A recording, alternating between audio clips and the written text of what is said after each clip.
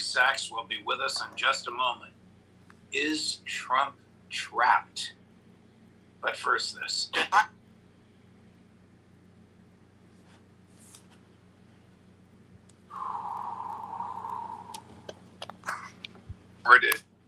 Negotiations between the U.S. and Iran, and Iranian Foreign Minister Araghchi's meeting today with the Russian President Vladimir Putin. A big picture question: is Trump trapped?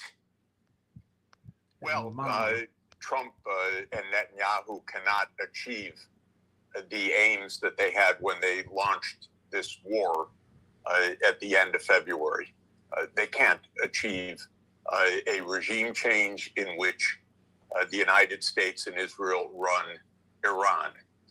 They should have asked some intelligent, knowledgeable people before they started this kind of insanity. No, they can't achieve those goals. Are they trapped? No, they just have to stop trying to achieve the unachievable. If they continue to try to achieve what they can't, they will continue to destroy the U.S. economy, the world economy, and the physical infrastructure and life support systems of the Middle East itself. So Trump is not trapped. There's a way out. When you're digging, you're halfway in the hole, stop digging. That's the way out. Except that the whole basis of this war was wrong. The assumptions that Trump had and that Netanyahu sold to Trump when they met to decide on this war were false. They were demonstrably false even at that time, but they've been proven to be false. Professor. And so there is the way out, but it is a reality way out, not a delusion way out. But Netanyahu is a maniac, and Trump listens to what Netanyahu tells him. So they're not going to change their minds. So only the force of events will push them out of this war of aggression. Yeah, if you ask for a prediction, I think we're headed in a very bad and more dangerous way. All right, Professor Sachs. I know you're very lettered.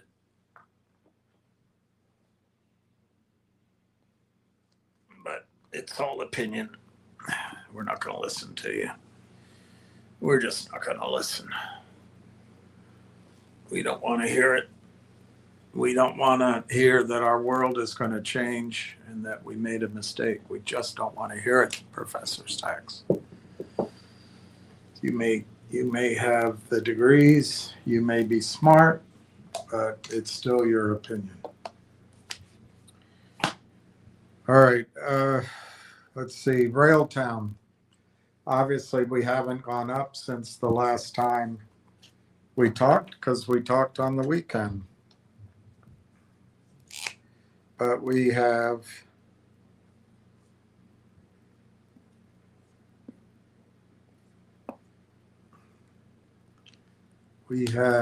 a big position, very impressive position.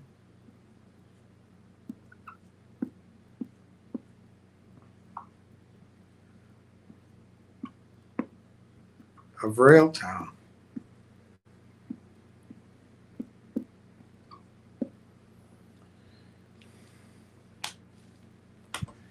We have 19,711,981 shares of Railtown. It's very good of you guys. Very good. It's extremely impressive. It's so close to 20, we can taste it.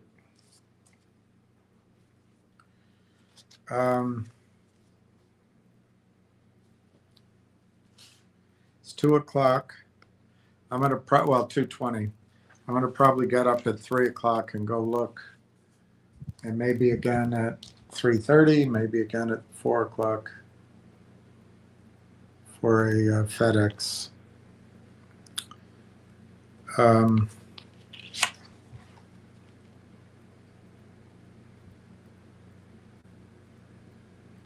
The Discovery X convention is Wednesday and Thursday of this week. And they're calling it a keynote, but as far as I can tell, he's just moderating a panel. Doesn't matter. That's Thursday. What matters is all the buzz and the conversations in the breakout rooms and the cocktail parties and the lunches and the breakfasts and the dinners. And so it'll be a pretty big deal, I think.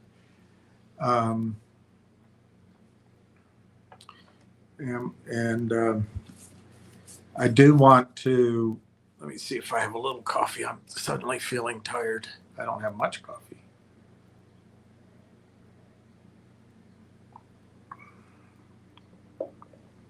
I think we are going to see another massive rally in silver soon. And I don't know how to play it other than owning silver. There are some ETFs which you could buy calls on, or you could buy the ETFs. But I think it could triple. Let me do it in my head. Yeah, triple over the next 2 or 3 months. And then we're not in silver. Then we have to invest in miners. And I do think it'll pull back when there's a correction in the 44-year secular bull market. Secular is just, there was a correction in 90.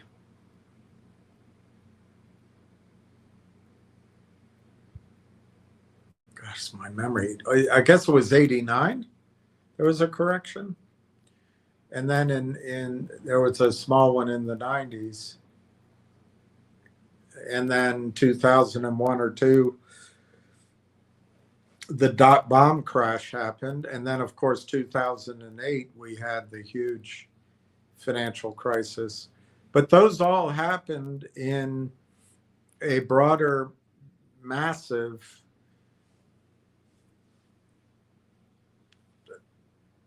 two-generation, maybe you call it three-generational bull market. The Dow, since the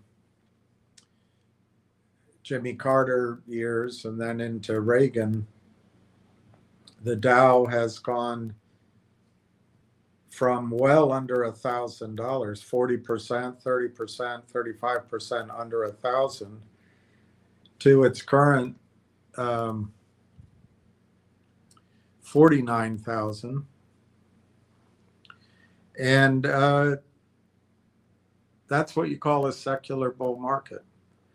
I wrote it down. I've got to pick it up there, but the last, or did I write it down here? Let me just read to you what I heard David Hunter present the other day.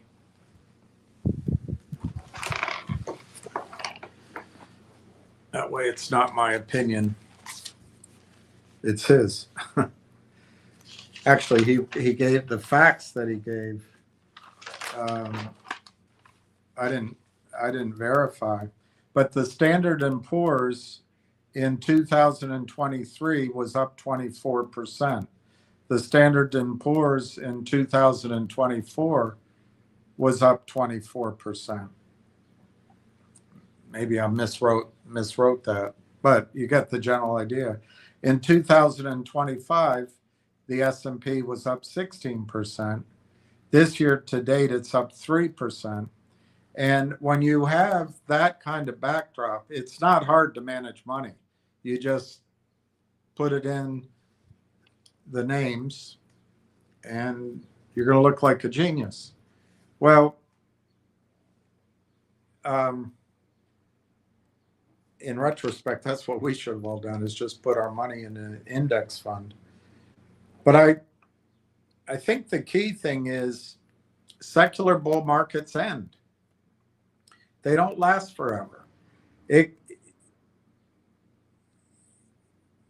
This guy, I listened to him quite a bit, David Hunter, but I also listened to others. And I also base my blow off theory on what, I mean, the professionals I've worked with, we always have been looking for this to come. And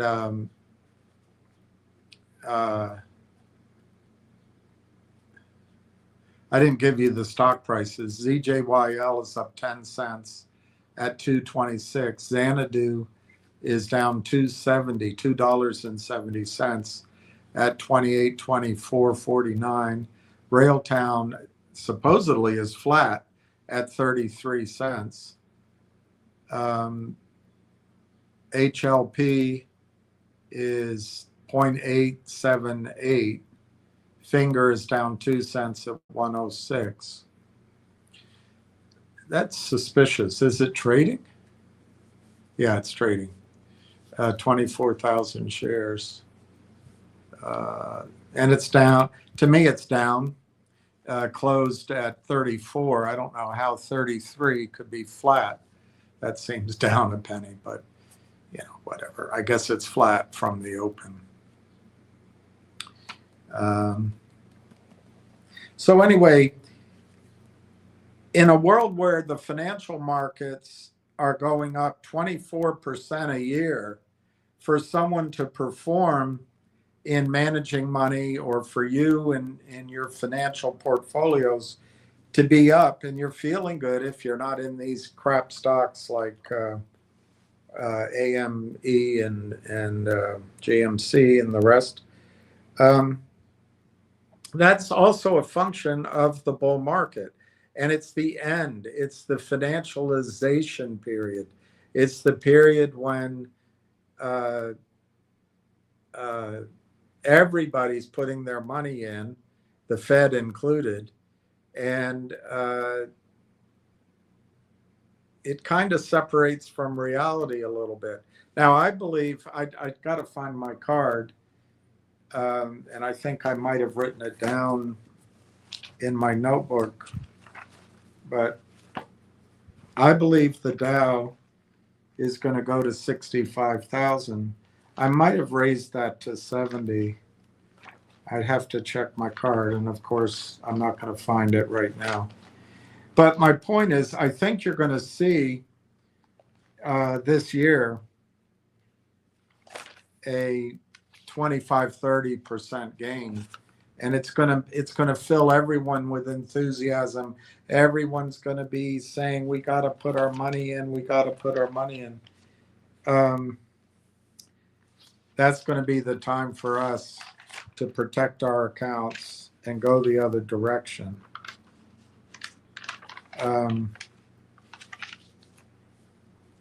Yeah, there's a couple of ETFs for silver, SIL, SILJ.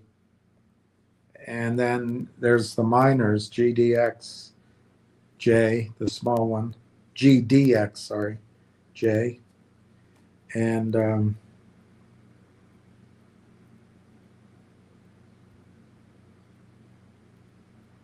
but I don't want you to get distracted from Railtown. I think Railtown's on the verge of having its move.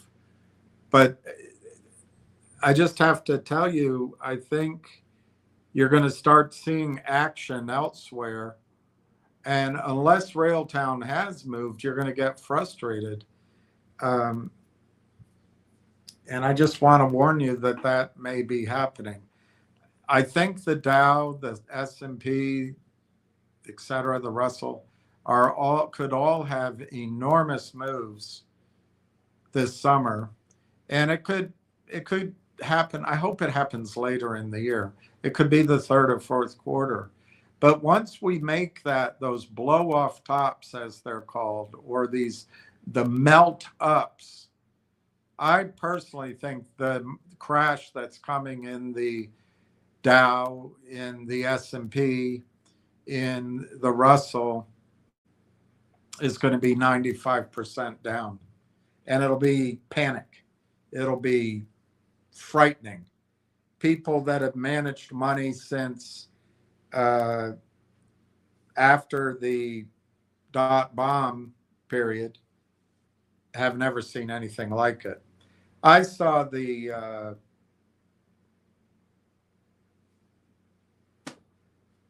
84 crash. I can't even remember the year now. In October 19th when it crashed. That was frightening. But that recovered.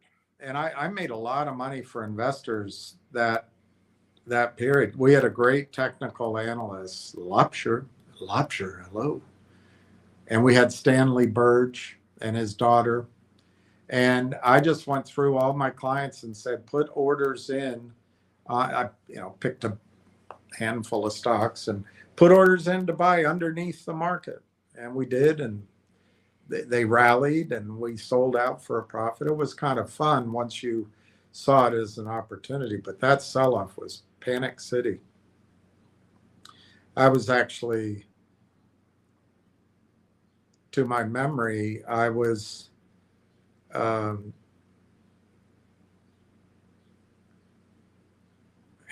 you don't want to hear about my love life and girlfriends and other guys and all that. But a friend of mine invited me down to Montserrat just to get away from it. And I said, screw it, I'll go. And I did. And I remember standing in a bar, such as you would call a bar down in Montserrat. It was like everything's open, the doors are wide open. And all kind of, run down, but fun, fun. With the TV hanging from the corner and no one paying attention to it. It wasn't that crowded, but the market, the first part of the crash happened while I was there. That's my memory. I'd have to go check the dates. Everything blurs as you get older. But I remember the crash happening. And I'm looking up, what do I do? We didn't have cell phones. We didn't have anything. But anyway, when this market corrects, and it'll probably, if we're lucky, it'll be delayed till next year. I think it'll be after the midterms. Maybe it'll be October, like it always is. Maybe it'll be next year. That'd be great for us. But when it comes, people are going to be shaken, not stirred. And it won't stay down. People won't, unless they're on margin, people won't be wiped out. I think the Fed and the IMF and the hapless Europeans, perhaps the Chinese and the Russians, will all step in with government spending and government buying. And I think one more time, the world will believe that we can issue gigantic amounts of currency and debt and create the illusion of growth. And so the markets will recover. I would imagine it'll be about 9 months, 12 months, could be longer, that they'll recover. But it'll be a change in leadership. And a lot of brokers and a lot of managers are going to be wiped out. They're going to leave the business. They won't be able to handle it. And investors will leave the business. And all this hot money that all these guys, mostly guys, telling you how to read charts and all, they'll be gone too. It's going to be tough. But it's also a great opportunity to make money. It's a massive opportunity to make money. So it's just that we got to be on our toes, and we can't go with the crowd. We have to go with what we know. And people come on here and they always jump on my ass for being wrong on timing. There isn't any prognosticator of the market that's correct on timing. Every now and then they get it just right, but mostly you have to call it, and then things have to line up. So anyway, in that context, I know no one wants my opinion on the Middle East, and therefore I'm confused whether people think that this was a brilliant war and everything's going to go back to normal or not. But I think it was asinine, but that's opinion, so I won't go down that line.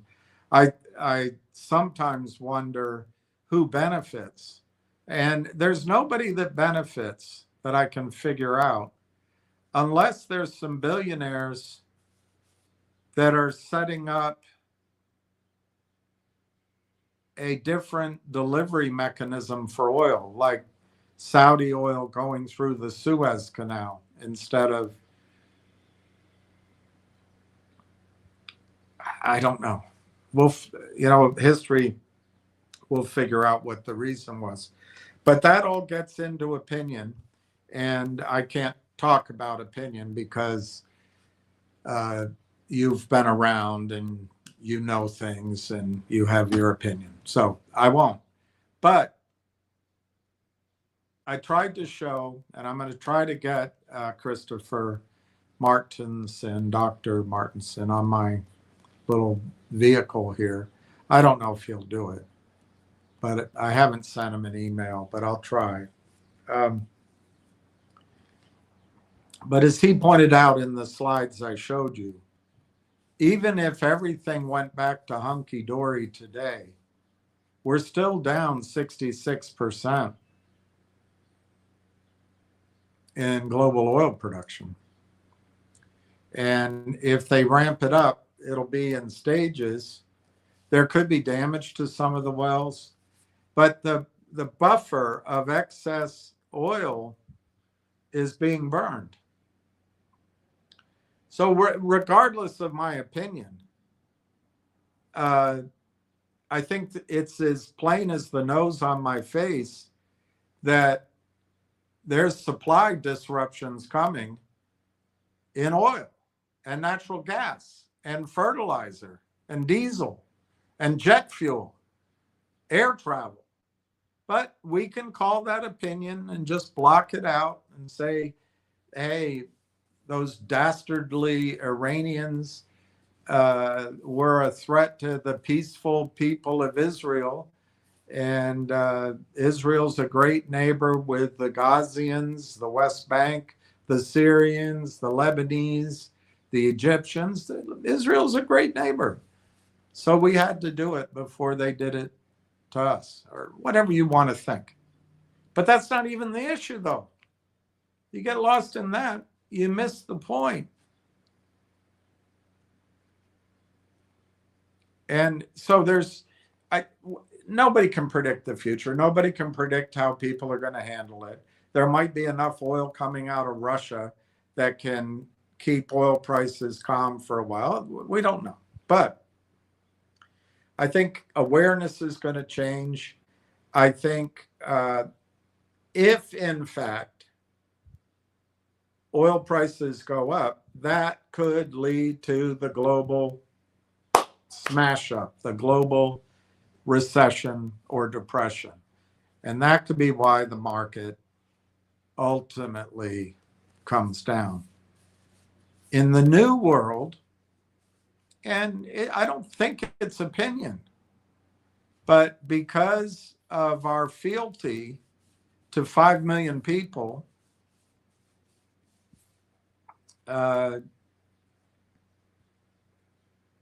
we've changed the world and we've put our futures at risk. Is that opinion? Maybe. But I think the changes are going to come. And I think the just-in-time delivery of goods from around the world is going to stop. I think China has not been war for 25 years.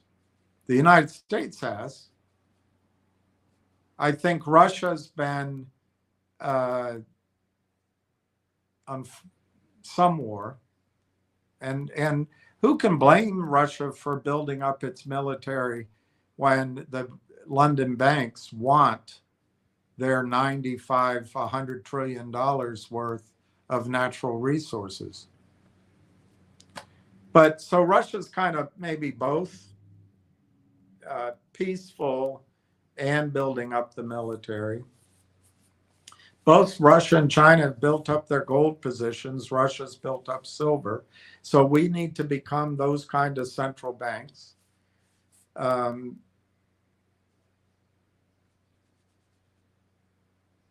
We've done very little in our country to prepare for, can you call it modern warfare? We've done very little to rebuild our infrastructure. We certainly haven't changed our gas guzzling ways. So we're unprepared for what's coming. But we're a great country, and we have a lot of, if we can get our financial markets working again, they've been hijacked by a handful of men. I don't think there's any women involved. And there might be, but I think men do those kind of things. I'm not sure women do. And there's no price discovery. There's no funding for ideas. If we can get back to a vibrant, honest, over-the-counter and NASDAQ market, my opinion, the government should take them both over. Get rid of Adina Friedman, get rid of the smiling Cheshire cat, Cromwell, and let the markets operate freely, but run it within the rule book, not for profit. And no DEI hires, none of that crap. Just enforce the securities laws. And I think we can meet this head on and come up with new technologies, new ways of meeting the world. But the biggest theme I think is going to come is we're going to have to be our own economic engine. We're going to have to catch up with China. China has a huge head start because they have people that plan and believe in science up above. Down below, they have capitalism. We have a bunch of bought and paid for politicians who can't plan beyond next weekend's affair with, whomever. And they get their marching orders from the banks or from Israel. So we're not ready, but it can change. And I think it will change. I think we'll bring industry back here to the United States. That industry, I think, is going to be AI. I think it's going to be AI. We'll rebuild our power grid. We'll reshore. We may reshore our military. We may bring it out of Germany, bring it out of Southeast Asia. I don't know. But we're probably going to have to cut our military footprint because we're overextended, or maybe not. Maybe this strategy of taking off overall the oil supply points in the world is going to work for another 5 years. Who knows? But I think the trend is going to be to commodities, oil and gas, metals, industrial metals, industrialization. But I think industrialization is going to be quite a bit robotics and AI. It gets confusing how jobs will fit with that.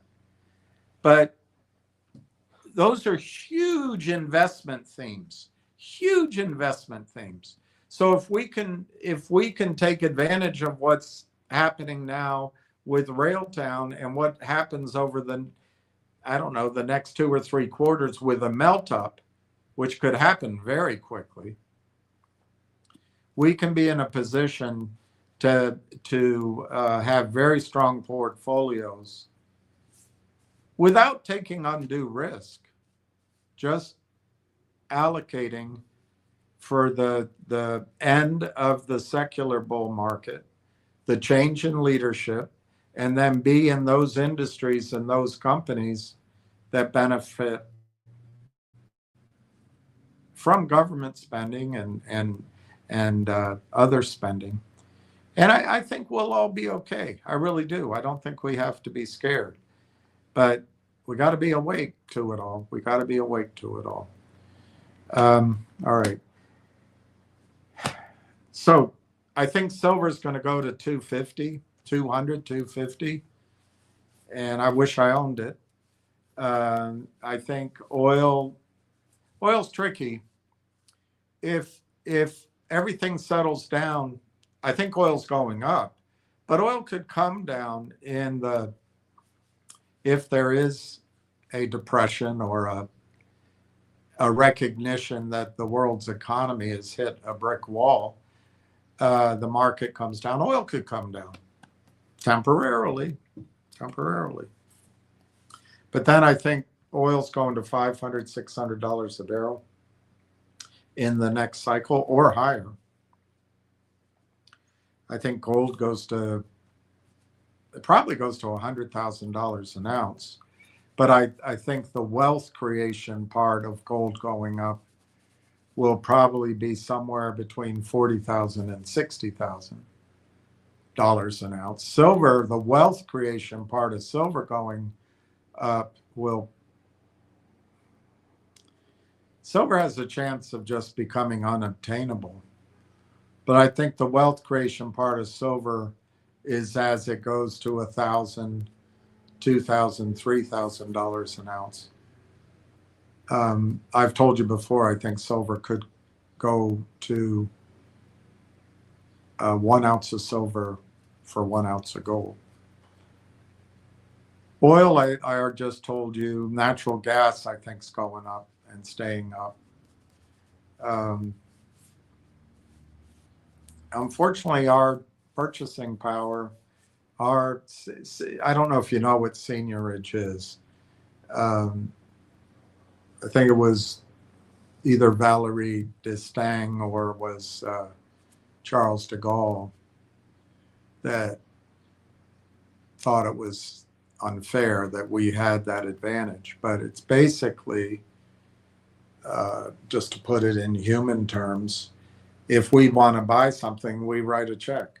We don't have to clear the check. We just write a check. And we've been able to do that since FDR met with the king, I think 4 months before FDR died. And the king made a promise. It was right after Yalta. I don't know when FDR died, but it was around that time. Was Yalta when Truman went? I'd have to look it all up.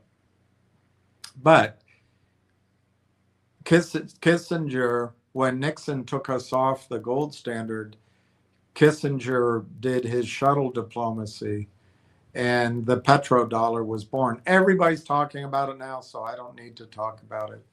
But these were ideas that were not out in the press over the last 20 years.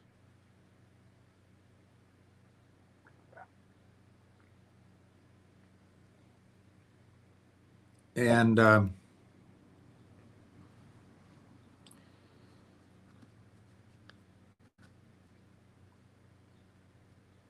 well, nobody knows how it'll turn out because ultimately we are protecting the royal families more than the countries themselves.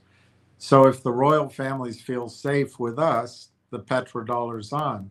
If they feel safe with the Chinese, it's the yuan petro. It's the petro yuan. If they feel safe with the Soviets, it'll be the yuan, the petro ruble. But in the future, our purchasing power is going to change. So it's important that we try to create a strong account for each of us. Anyway, Railtown right now is 32.93, 32.01 to 33.68. It's only 24,500 shares.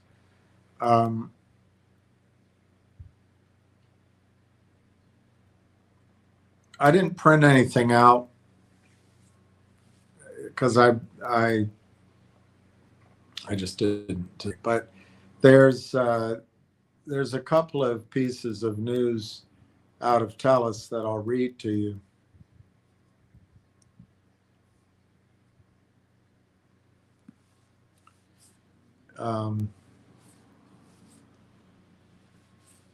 The most important is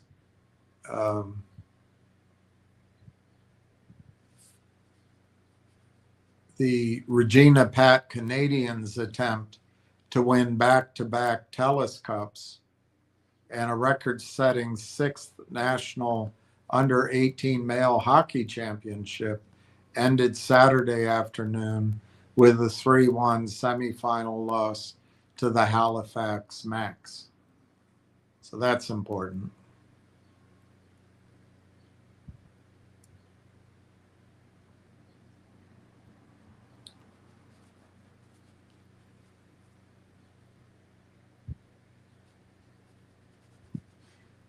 But there were two things that I saw. One is there's an article from I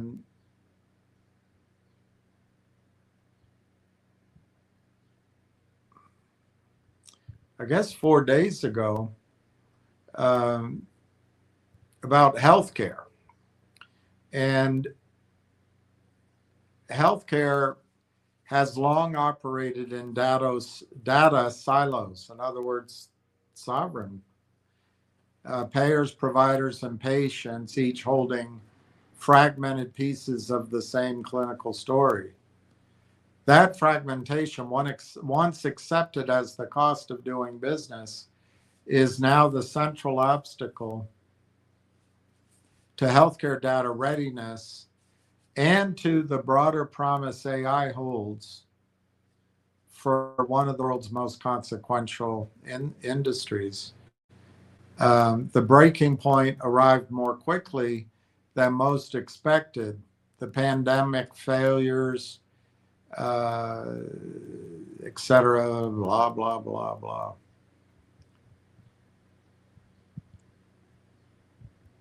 So Sheikh, what's his full name? Sheikh Fawad Sheikh and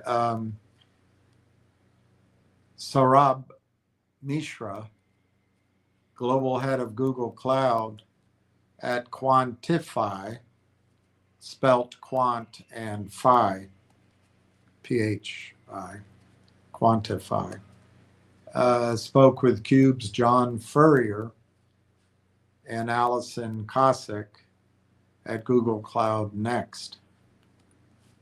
And they talked about healthcare data readiness, the fragmented data to a unified agentic platform, and how TELUS Health and Quantify are building the data foundation which makes AI possible.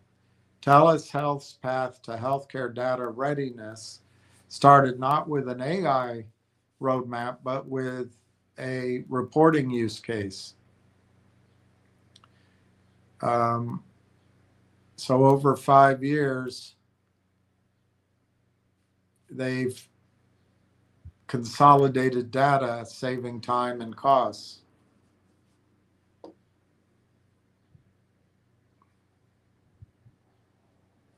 So the key to acceleration was code area quantifies proprietary AI-powered software engineering agent. TELUS Health began building reusable data products scoped to specific business problems, creating a scalable sandbox for AI agents, according to Sheikh. For example, automating provider payment processing. So anyway, it goes on a little bit like that. And the point, we don't have to get buried in it, but I think the point is that healthcare is going to benefit enormously from AI. TELUS is doing it. And what I notice in the news, and if you do Google searches, etc., is that nobody's talking about Railtown. It's because the information isn't out there. Now, you can be skeptical and say, well, there's no information to have. I don't think that's the issue. I think it's the quiet period.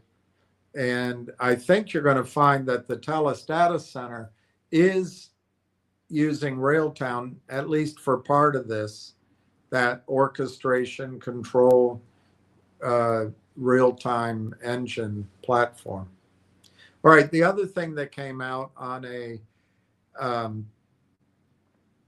PR, but I think I'll read it from Stock Titan, is that Powerfleet launched an advanced AI video software as a solution with TELUS, which amplifies their North American growth drive.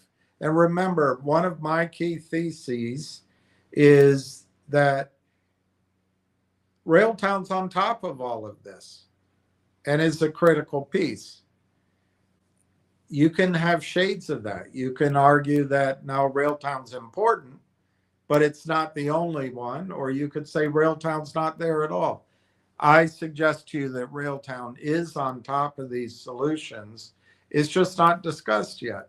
And the, whatever you want to call it, the aha moment, the wake up call, when the blanket that's been put over news is lifted, whatever, it's possible that the price of Railtown catches up with reality rapidly. So I see this inefficiency of information as our opportunity to own Railtown and to buy Railtown. But anyway, Powerfleet, which is a NASDAQ stock, although I don't know, is Powerfleet part of TELUS? Because the NASDAQ stock they put is TU, which is TELUS. I don't know. Launched Vision 360 Plus, an AI-powered multi-camera 360 video software as a solution on April 27th, and announced a North American distribution partnership with TELUS. I just think they got the symbols screwed up. The offering targets enterprise and mid-market fleets, an improvement in driver safety, visibility, and recurring software revenue through channel scale and Unity platform integration. The collaboration pairs TELUS's connectivity and distribution with Powerfleet's AI video technology to accelerate adoption, customer retention, and recurring revenue. Yeah, you already said that. So the positives, bullet points. It's a launch of Vision 360 Plus AI video software as a solution for multi-camera 360-degree coverage. It's a strategic distribution partnership with TELUS, and it scales North American reach. It's a targeted expansion into enterprise and mid-market recurring software customers. And the emphasis is on driver safety, risk reduction, and a unified platform. The negatives, they haven't quantified when or how the revenue comes in. And the commercial success depends on TELUS's distribution and connectivity execution. But anyway, I think it's pretty big news in terms of use of AI, use of the data center. And I just can't help but believe that the Railtown orchestration framework layer, and they're coming up with the names for all these tools, is critical in this case.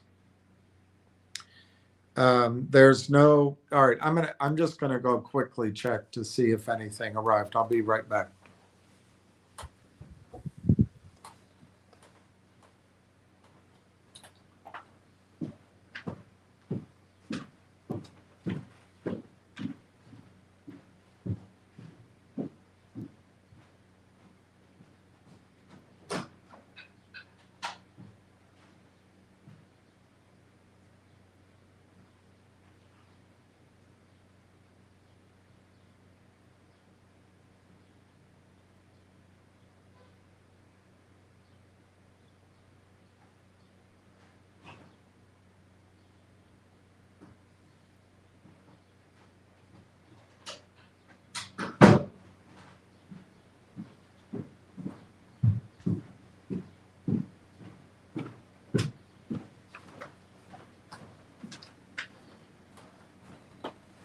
And it's no, nay, never.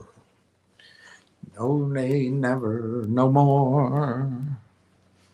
Nope, nothing. Nada, nada, nada, nada. Which isn't a surprise.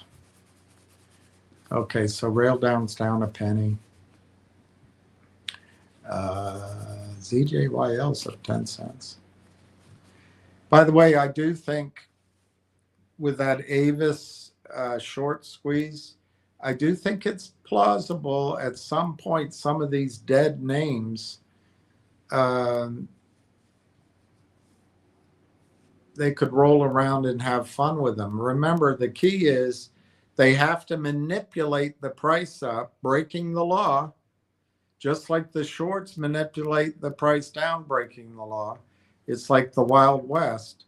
They need you and me in between, so the I don't know, what's the lower bone and the upper bone of the knee? So they don't crush against each other. They need the cartilage in between, but they'll grind that cartilage down. So if you play any of them, or if you're still in any of them, it may not happen, but if something happens, just take money off the table. Do it in stages. And if it keeps going, oh well. But if you buy more or freeze and think it's going to 3,000, you're the cartilage they'll grind to dust. Hit and run, and do the best you can.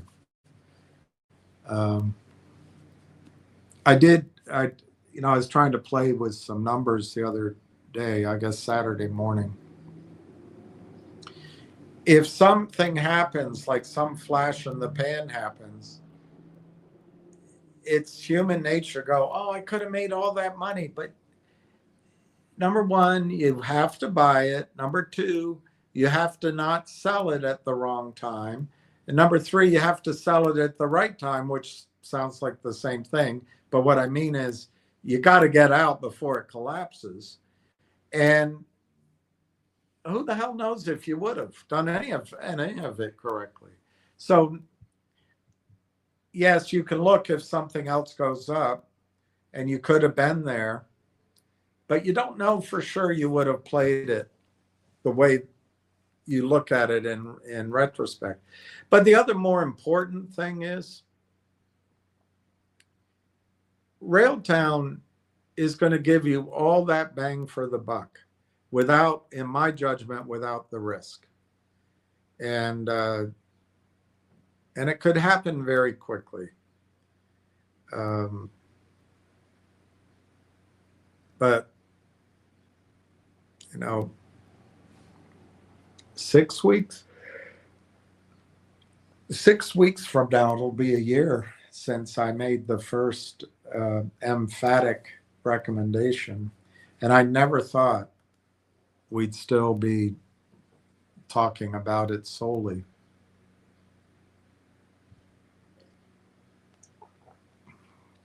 But that is where we are. All right, let me look at your comments. Ricky Brogan, yep, low-hanging fruits will soon go away. Gonna buy more this week. I think that's the right approach. The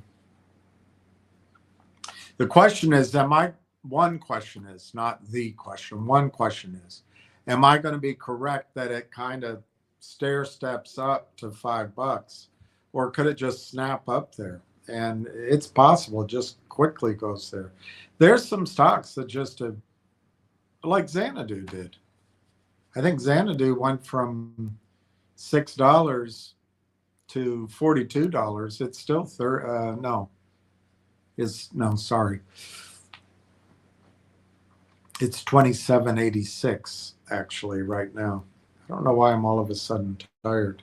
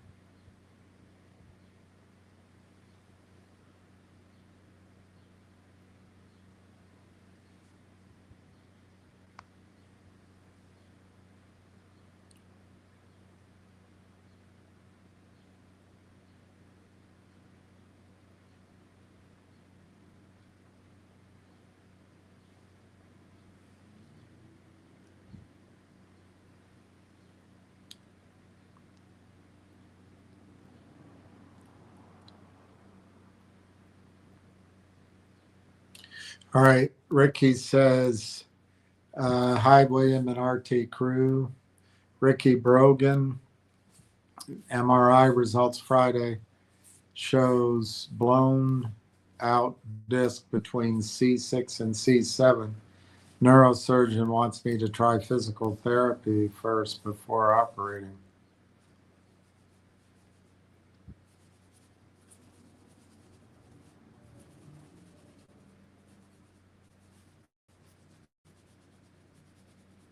Sorry to hear that.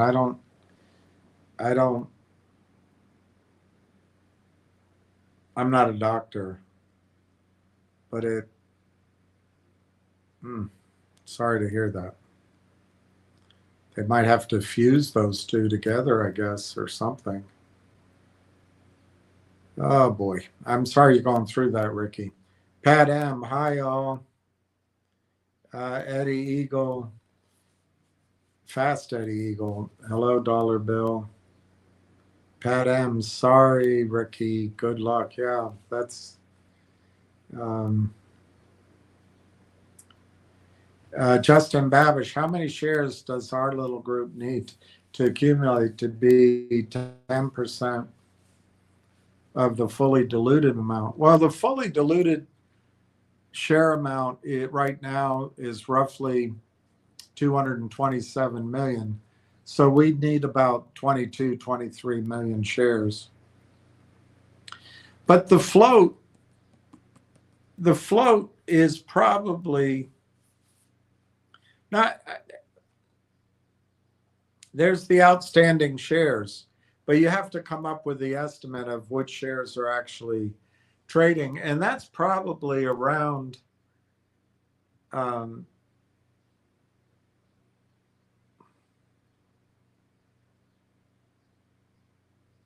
just trying to think if that offering, if those shares are in the float or if those guys are considered insiders.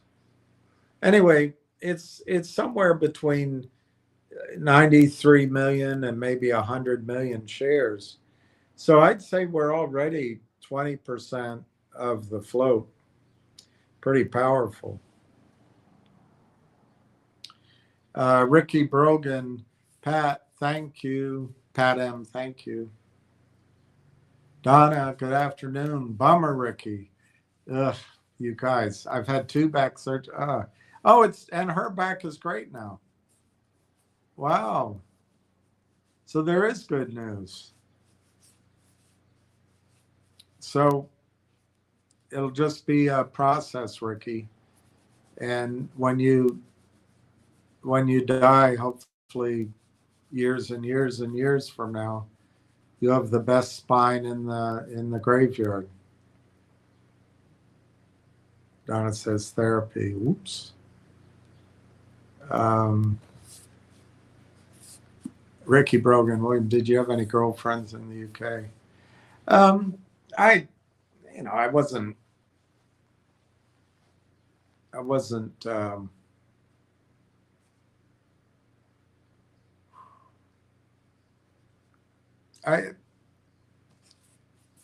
was in love with someone in the States, and so I really I wasn't open to dating, but I went out. I did find that it was difficult in the UK with an American accent. Americans, unless you're an overpaid wanker, Americans are not assumed to be in the category of wealth like the Middle East or other countries, which is a role reversal for how it used to be. Also, I didn't find anyway that British women enjoyed my American accent anyway. The women, obviously American women love the British accent in men. I didn't find that particularly in the opposite. But yeah, it was fun. I mean, I had plenty of great interactions. And as I look back on it, it might have been nice to settle down in the UK. Once you get used to it, it's a nice life. Fatha, what happened with Finger? Well, I don't know. You know what happened with Finger. And I would suggest if you want to know what's really going on with Finger, you should listen to Ham's calls and follow Ham on Twitter. But I showed you yesterday, Friday or Saturday. To me, Finger, at least 3 different times, maybe 4 different times, gets crushed, and then all of a sudden it has a rally. And to me, that chart on Finger looks like it might just have a rally. I've tried to find out information. I haven't gotten any phone calls back. But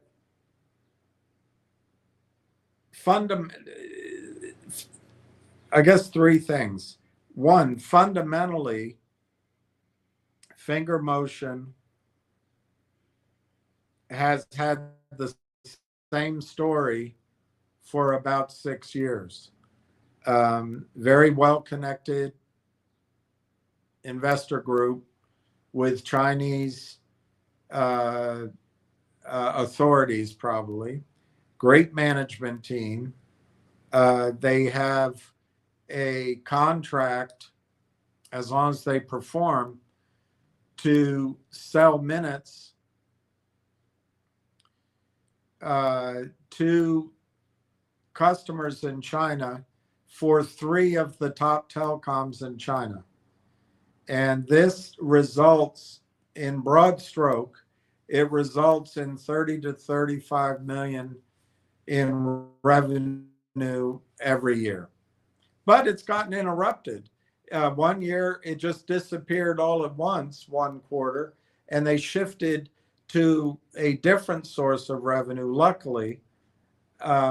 So even though it seems fairly predictable and fairly safe, it's not immune to interruption. But their business, Finger Motion's business, primarily comes from selling top-up minutes to cell phone users in China. Top-up business is highly competitive. The margin profit on that 35 million, if you stripped out having to pay for overhead or pay for commission or pay anything, I guess it would be a margin of maybe 4 or 5%.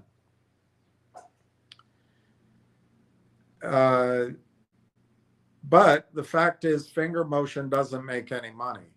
It loses money every year. It's not a lot, usually about 3 cents per share, but it's every year. So I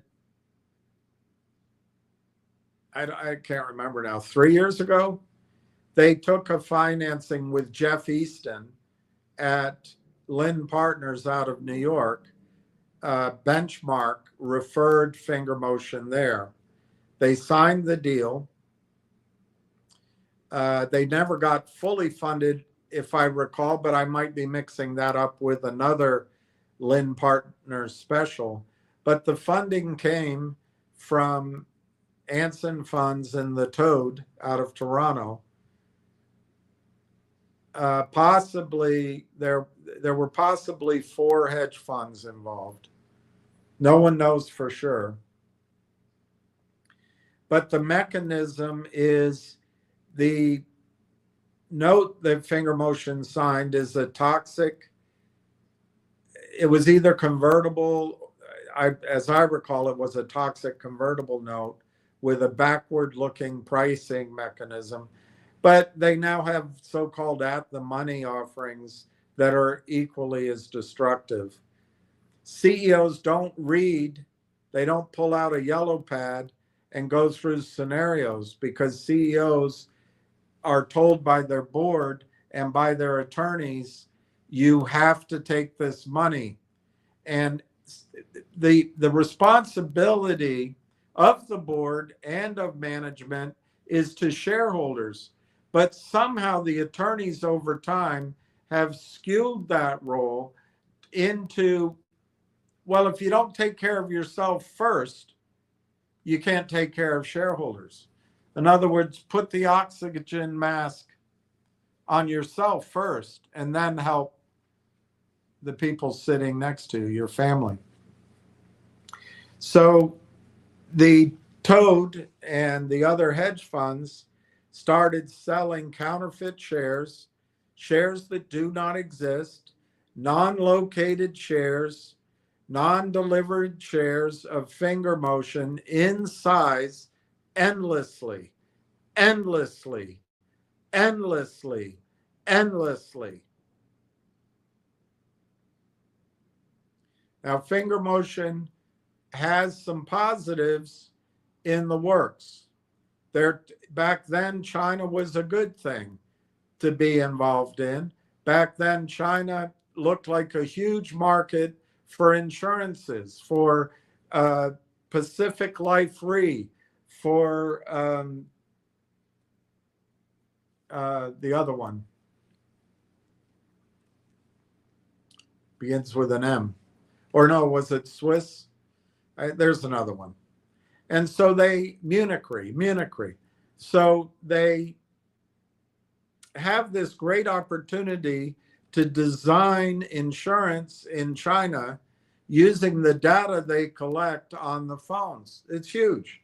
And apparently they're in the second or third or fourth stage of that with a laboratory and funding.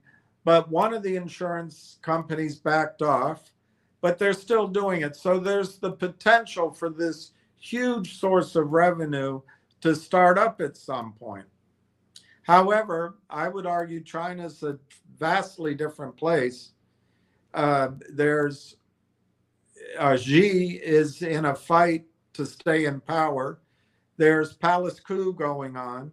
There's rumors of people disappearing or losing their power. We don't know how all that's going to settle out. But to date, nothing's come from those insurance potentials. There's big data. There's the data capacity that they have. 1 month or 1 quarter, they took advantage of it, but that's sporadic. So you can't really build a business plan around that yet. They have delved into alternative businesses, which are all fluff. They're meaningless. A lifestyle app, who cares?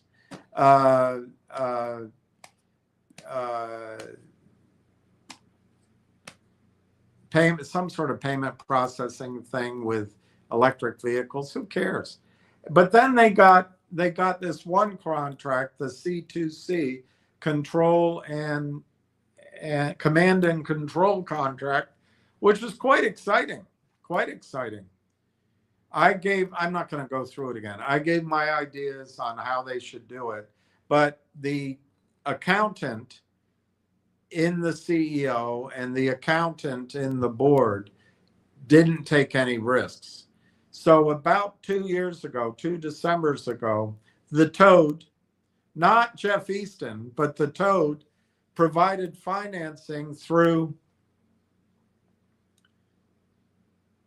it was either Roth Capital or Univest, but they provided financing in one of these at the money deals to fulfill that command and control contract. Well, they should have gone bigger, but they didn't. So they stayed in their lane to get rolled over. You need vision. You need sometimes to put it all on the line. They didn't do it. I'm not going to go through. I spent so many times saying what they should do. And it doesn't help to say I told you so. But the reality is where they are now is we haven't heard what came of those contracts. And my suspicion is not very much. All we've seen in the earnings, or all I've seen, is 2 vehicles as something like $150,000 or $300,000 in revenue. Not a big deal. So I would put that in the category of disappointing so far. It's possible that command and control contract blossoms, but I think it's unlikely.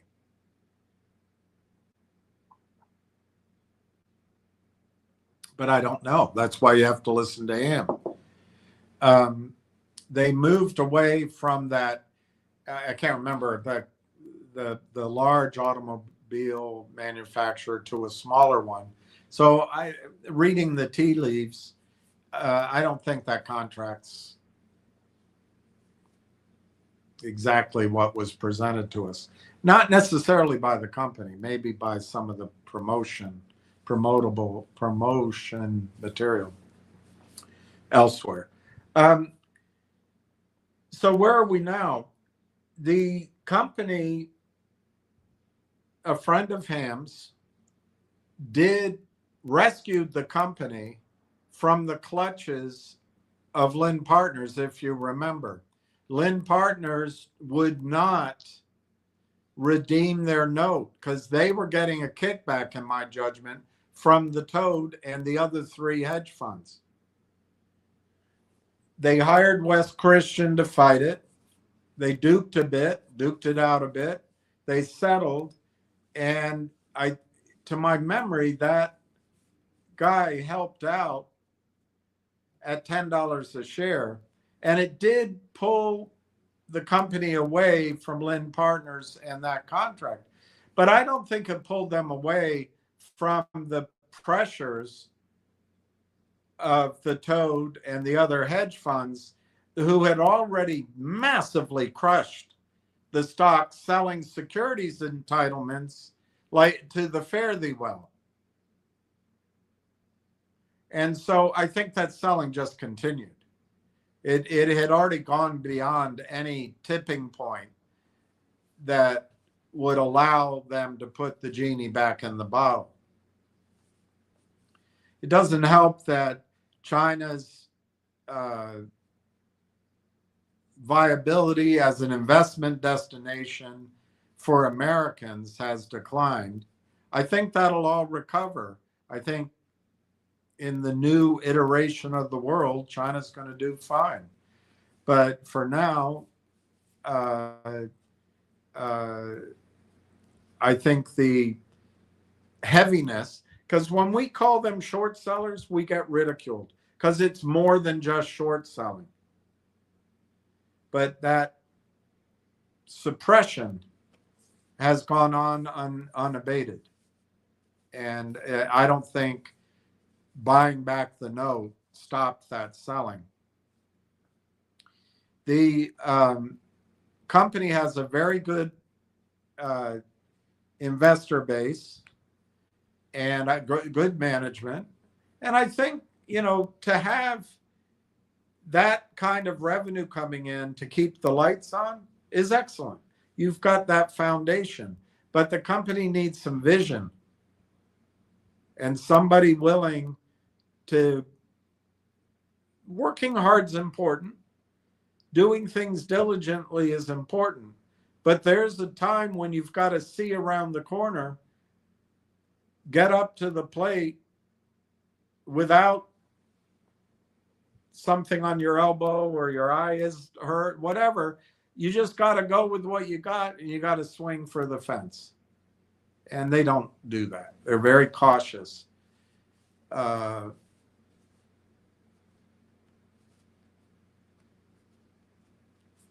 There was a deal recently announced that I haven't studied, so go to Ham. But it was in and amongst Nixie.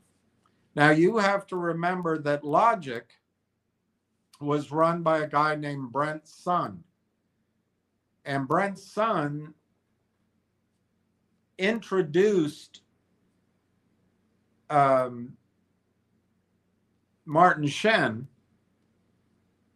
to Univest, and the Univest cadre of investors who reportedly had organized squeezes in the past.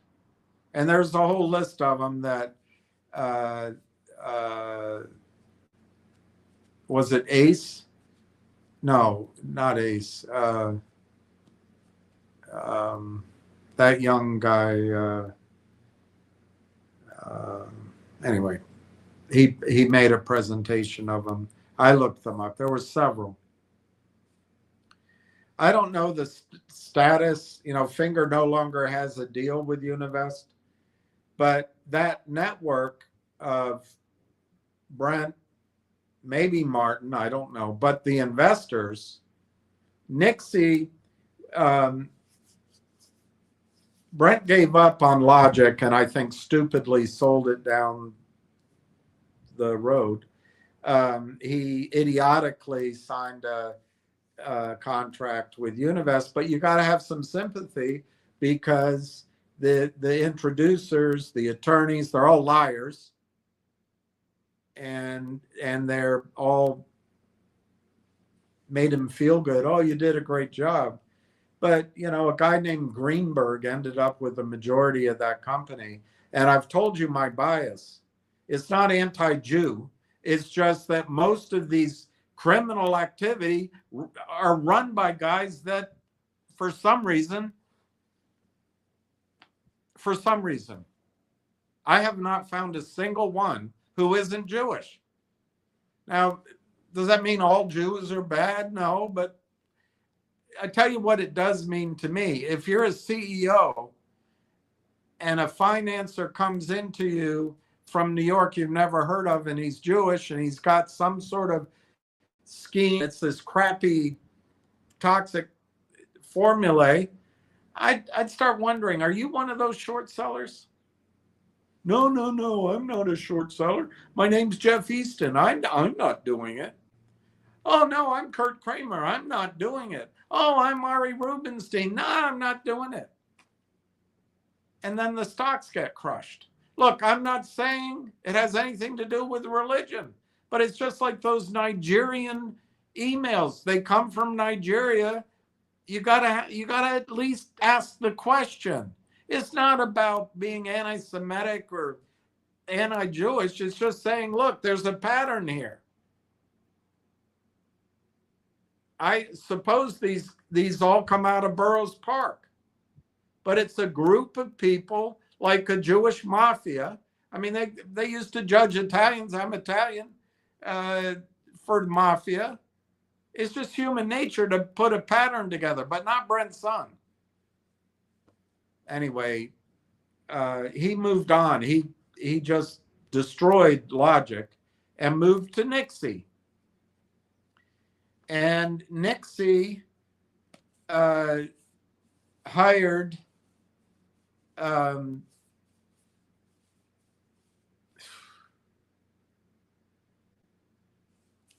that poodle guy, White Diamond Research, millions of dollars when it was all said and done.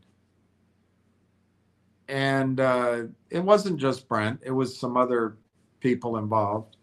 But I told him as soon as I heard that, I said, that's not going to work. That guy's, you can't trust him.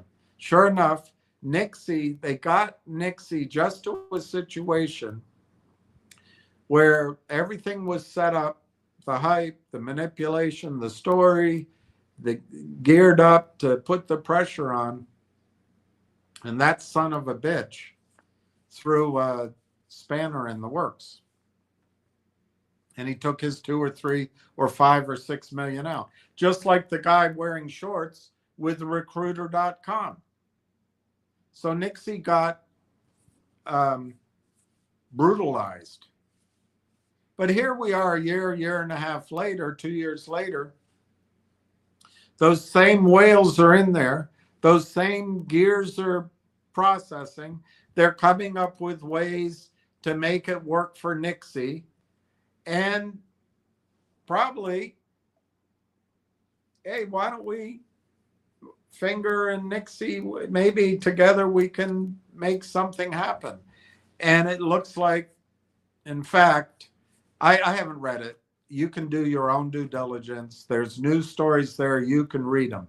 But in fact, Finger Motion acquired a company who my guess is, I have no knowledge of it, but I assume this company was to help the guy who rescued Finger Motion years ago.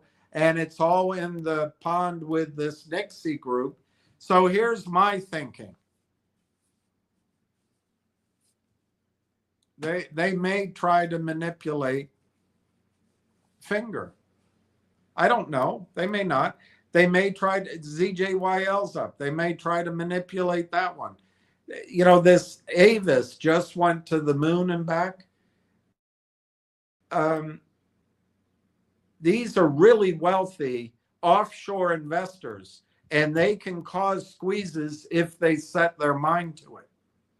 And my guess is there's 5 or 6 or 7 or 8 companies there that they could go pick off and try to make them go like popcorn. And Finger might be one of them. I think the chart on Finger looks decent, but it's high risk, high risk. Finger has turned into a story of a squeeze only and manipulation only. And if they succeed, whether they do it with Finger or G-Bucks or ZJYL or MTN or all of them and others, if they ever succeed at making these things pop, they'll raise money into them. And that'll just prolong it. But I think Finger fundamentally has very little upside unless a big contract comes in or some gift comes in. Otherwise, you've got a company, Finger, that does 35 million year in and year out, loses money, always needs to raise money, and it's at the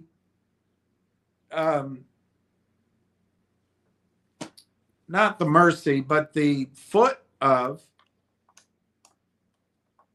the criminals, the heaviness on Wall Street.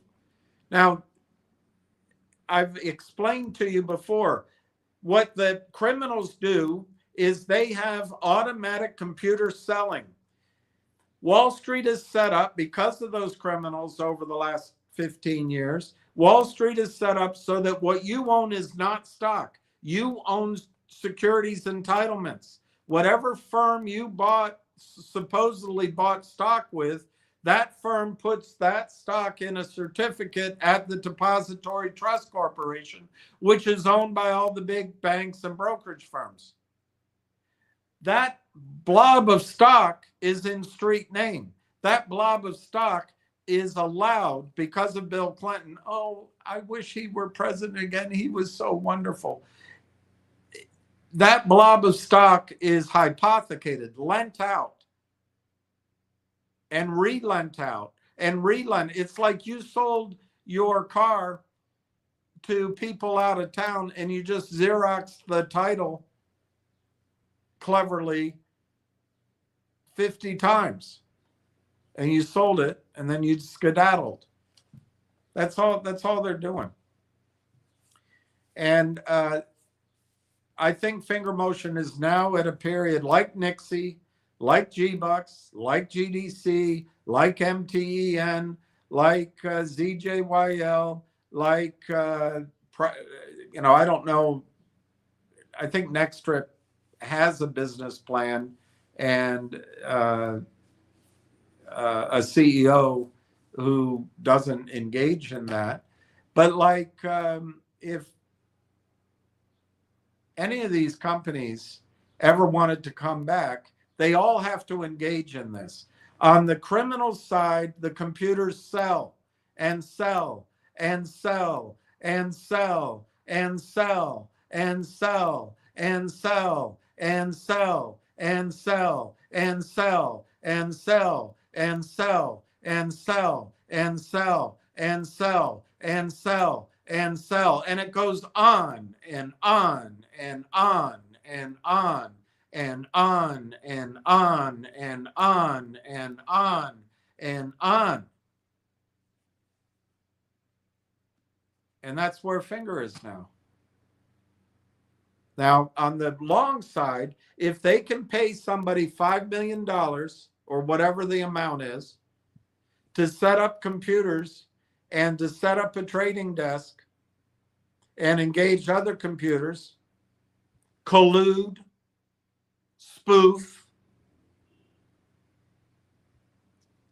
spiff, spam, and splat, break all the breaking of the laws that the shorts do it from the long side. They paid that guy money, and then they'll give him $50 million or $100 million. They'll put it in an account so that the buy side computer has some ammunition. Remember, the sell side computer, their source of stock comes from your own brokerage firms putting it in their stock loan desk, and they make money by Xeroxing the title 100 times. They sell to you a securities entitlement.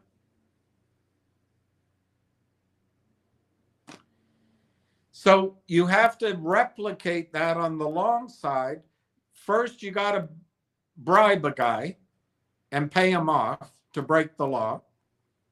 And then you've got to put 50 or 100 million in the bank so that there's endless amount of money that can feed the buy side computer. So there's computers with buy programs meeting the computers with sell programs. But those computers will recognize each other because those computers use parameters. They use the same technical analysis. They use the same trigger points. They recognize each other at nanosecond levels. So then in comes the promoters. And you need promoters to come on Twitter, to come on Reddit, to come on channels, to say you got to buy this stock. This is going to go to 3,000, or this stock is going to have this contract coming, or G Bucks has a gold mine. Whatever the hell story is that gets everybody excited. And then it starts trending, and then it's on everybody's iPhone and their apps, and they go, I got to buy in. This is just like the stock pools that happened in the years before the 1929 crash. Well, you get everybody buying, and you saw this as a surprise, but I think it was manipulated in AME and GMC, and then you saw it in some other stocks. Well, you can go through the list of stocks, like GDC. Ham brought it to us at, I don't know, 69 cents. If we had listened to him, we would have had to wait a little while. Whatever the story was, you know he is going to work hard. Well, you buy it at 60 cents, 80 cents, a dollar, and you wait. And then one morning, I think it was 3 months later, it trades to $12 pre-market. GDC. I think it opened in the public market around $8. What the hell's everybody waiting for? Get out. But we all, because we're retail, I'm including myself. We all think, oh, it's going to squeeze. It's going to squeeze. So we're the suckers at the ball. Remember, with GDC, I'm sure it happened. The buy computers broke, a bunch of people colluded and computers cheated on the buy side, offshore, in undetectable ways. They used a lot of accounts. It's all hidden, but it's illegal. But the sell side does it every day, all day, and Adina Friedman doesn't care, and Wagner doesn't care, the SEC doesn't care, FINRA's in on it. So why not? But with GDC, a lot of people didn't sell. They wrote it on down. They kept thinking it's going to do it again. Finger, same thing. There was a run up to 17. There was a run up to 9.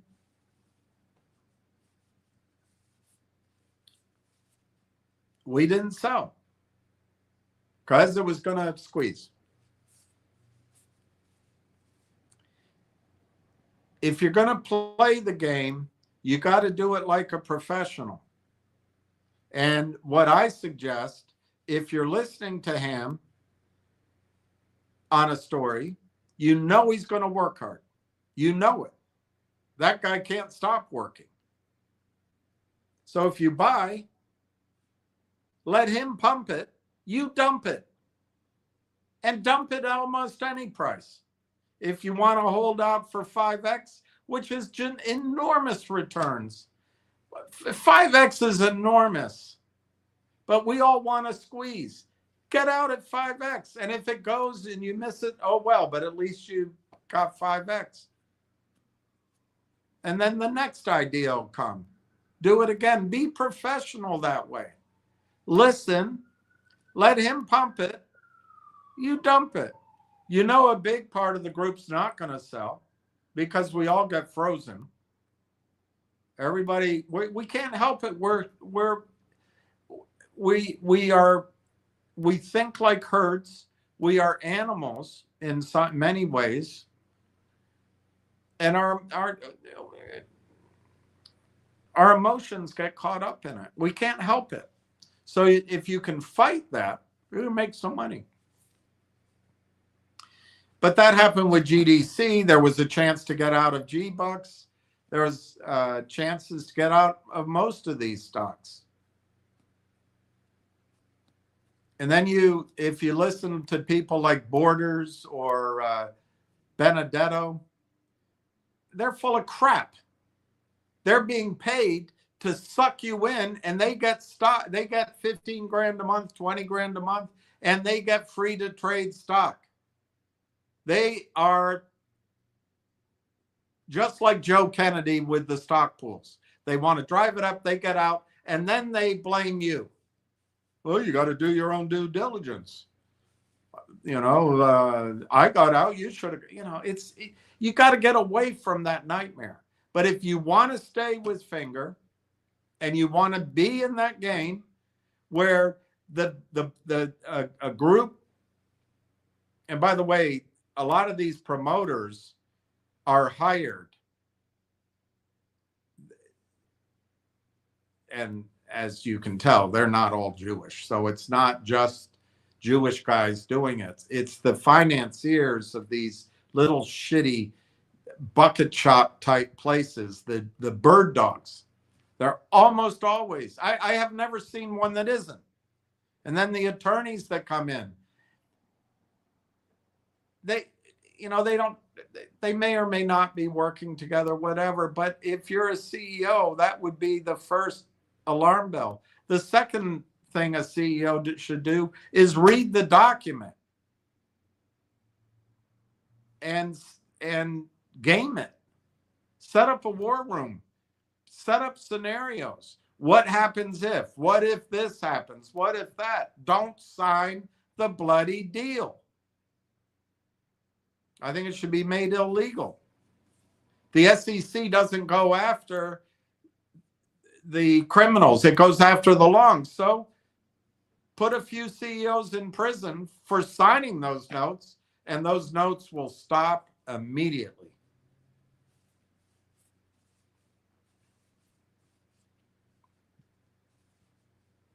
So I think Finger now is a the only thing that's going to rescue Finger is manipulation. And if there's some sort of plan to squeeze it, which I have no knowledge of, there may be zero plans. But I would be ever wary that on these dozen stocks that have all gone flat on their ass, those are a lot of whales, and that's a lot of money lost. So there's an incentive to inflate, and it could happen with any of them. And when I look at the stock chart of Finger, which I showed you the other day,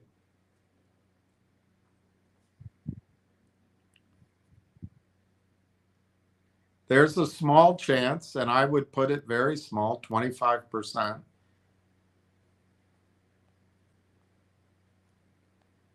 That Finger's gonna, I think that chart, Finger, like it has in the past, hit its nadir, is that the right word? It's low. And all of a sudden it turns back up. And I think that chart looks bullish. There's not a lot of volume, so I don't know if anything's going on. But that chart looks bullish. So you might get a rally in Finger. Like, was it last year? It went to 550. Here it is. Last year, look what it did. You had that rally. And then, of course, the heaviness comes in and destroys it. So if you have a rally like this, trade out. But nobody ever does. They buy more.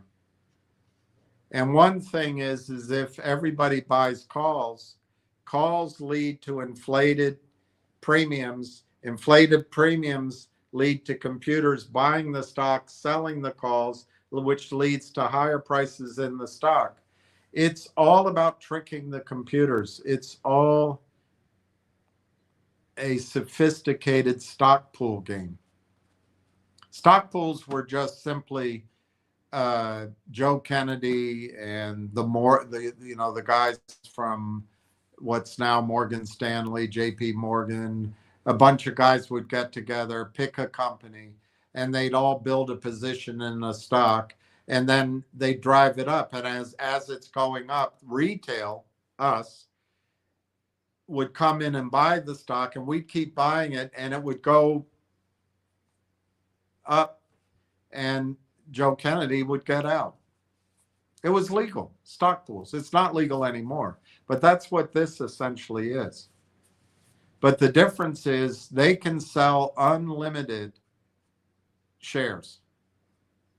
And the only way to fight that is to get a buy computer that represents that they can buy almost unlimited shares. And then the sell computer steps aside and might even start buying in shares. And that's how you get these rapid rallies, and then they collapse just as quickly. And the problem with playing short squeezes is, let me show you the Avis short.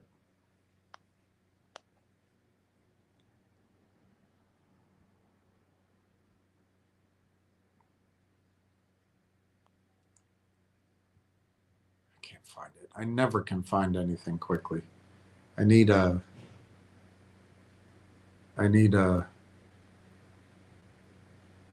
staff. That's what I need. I need a staff to do things. But look, if you're playing Avis, if you did, where do you get in? Do you get in back here? And it goes on and on and on. Or you got in a year ago, and it's on and on and on.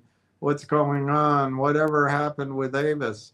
And then all of a sudden, shoop, it's up over $400. Now, if you didn't sell, you might have sold here. You might have sold here. You might have sold there, and it kept going. You're mad at yourself. But if you didn't sell here, where are you going to sell now? On the other hand, that's still a profit, but the human emotion is, well, it was higher. You just got to be ruthlessly cold with your account. Take the profits. Just take them. It's better to regret a profit a remainder of a profit you didn't take and have a profit of some size than to sit there with a collapsed account. And I know I didn't sell Finger when it was up. I didn't sell GTII when it was up.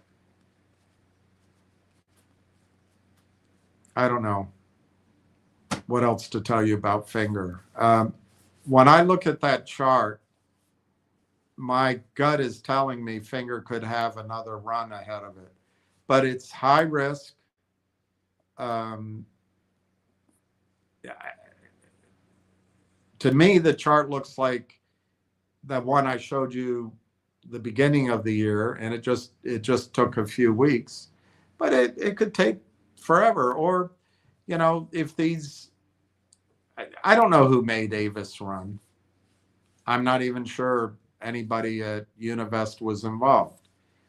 But if this lights the fire to try to make something go up, maybe they go with one of their own portfolio companies, or maybe they go with one of the more winning companies like Energy Vault, or what's that one with the power plants, Wolf, or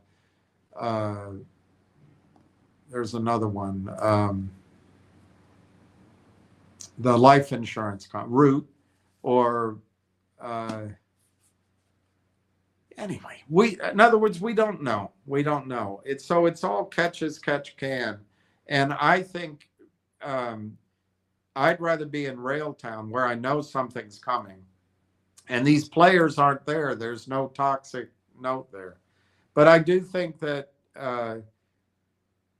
To summarize, I think Finger fundamentally is a company trading around $1. They don't make money, and no one's interested. There's no reason to buy Finger other than a squeeze. They do have a big investor group. They do have a relationship with Nixie and those investors. With Univest, there's always a possibility that Univest turns on whatever Univest can turn on and maybe make something happen. But it'll be a short run thing.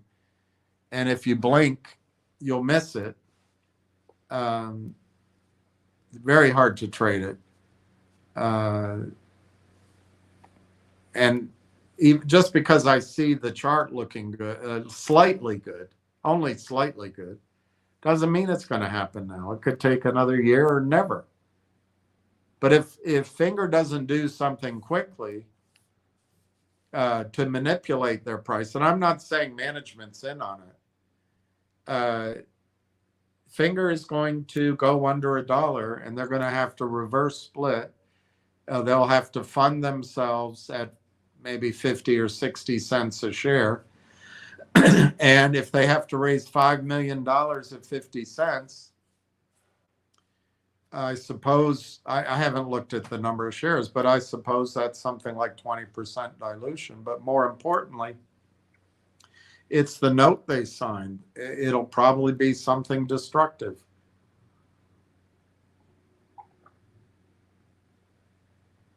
They did sign an agreement with a investment bank called O'Flaherty, some Irish group. I looked them up. They have a track record, and I don't think they do toxic financings. But I searched. I couldn't find anything. But who knows? You never know. So they do have a banker that might be able to give them money if the stock price goes up. But if that banker receives a phone call from a front for the toad, essentially Finger Motion will just be taking in money that the toad and the Toronto hedge funds sold shares into existence, sucking money out of the market, and it's just sitting there. They're just working with the shorts. But that's how corrupt our markets are right now. And there's no solution for it unless the policy is changed. And the number one policy change I'd make is I'd nationalize the over-the-counter market. It looks like we're going to close. Anyway, that's my answer. I'm going to move on from Finger Motion. You might see a rally in Finger. Every year for the last 3 or 4 years, they've had a run-up. And it's usually a tradable rally. But I've just always, even with those rallies, it always seems to end in tears. Nobody seems to trade it well. There's one woman, I think she's on the West Coast. She's a professional. She always trades it well. Why? Because she's ruthless with her account. She gets in early, lets Ham do the work. She stays in tune. She listens. She has a gut instinct, and she gets out. She doesn't care about 3,000. $5 is great. 3 times my money is fantastic. Those are absurd returns. We used to build positions, and if we got 100% over 2 years, 1x, double, 2x. Over 2 years, we were heroes, 3 years. But now everybody wants it when they swipe left or swipe right, or whichever swipe. You stand up and fight. Railtown's closing at 33.01.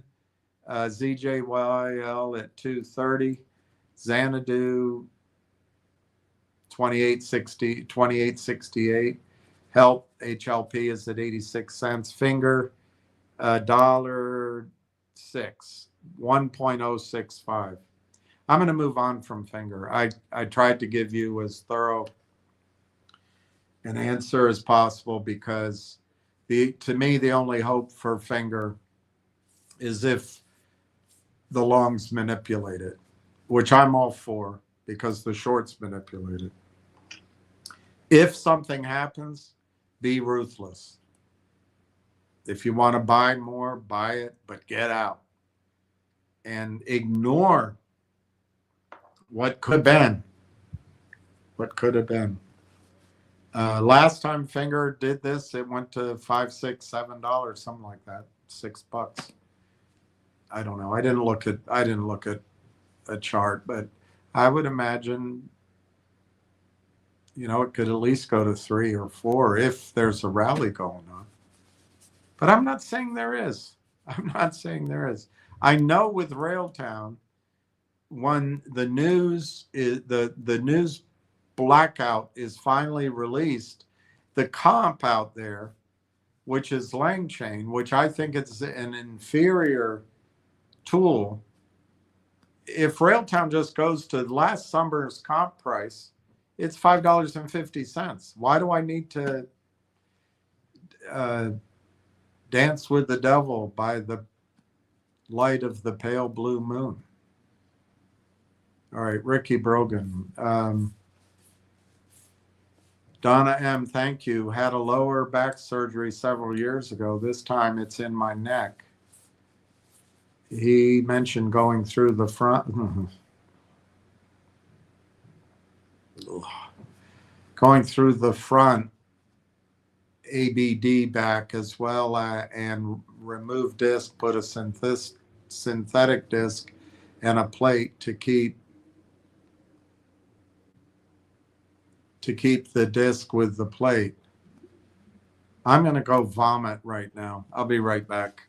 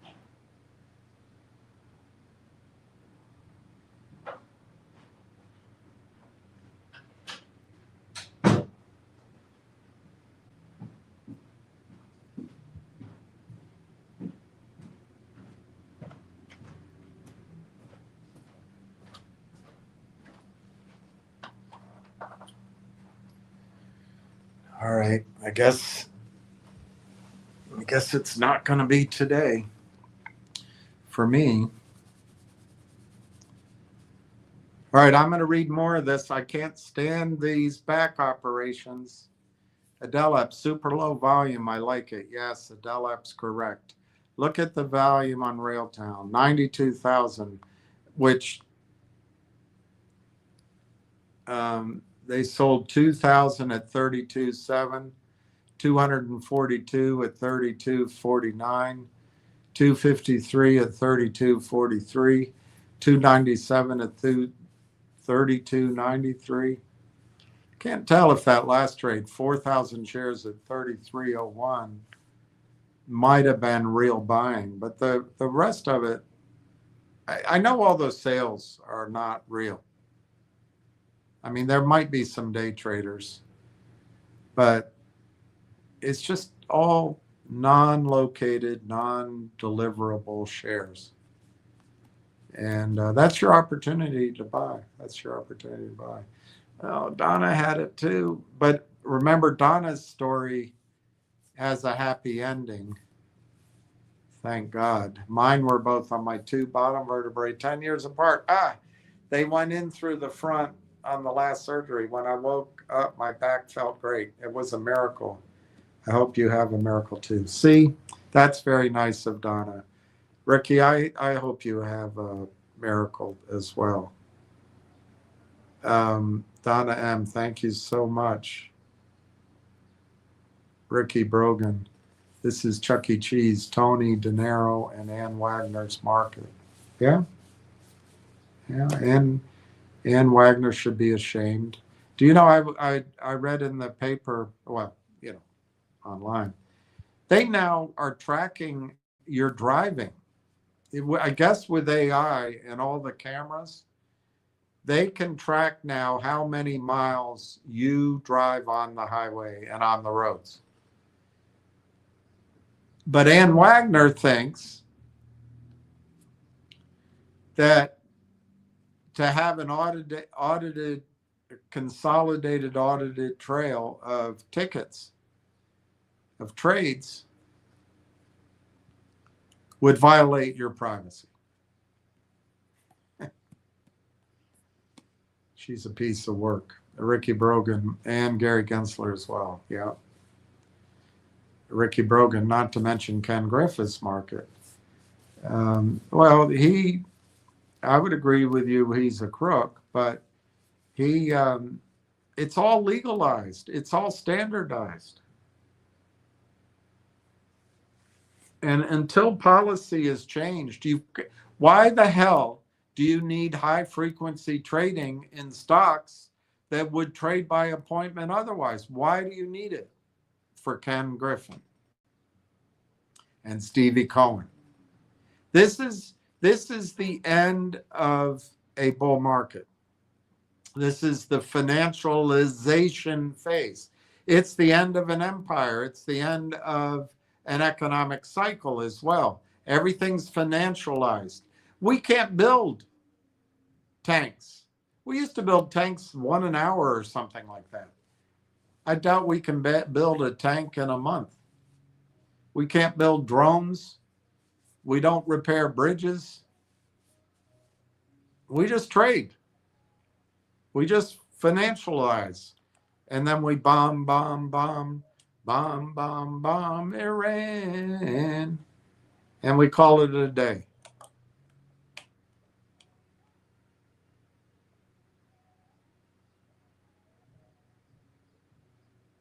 So discouraged. 4 o'clock. I guess there's still a chance.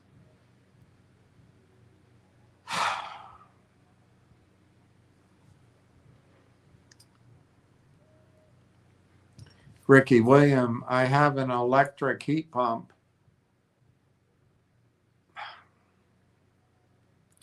Before long, I will need to replace the unit. Should I go with electric or natural gas? You live in Tennessee?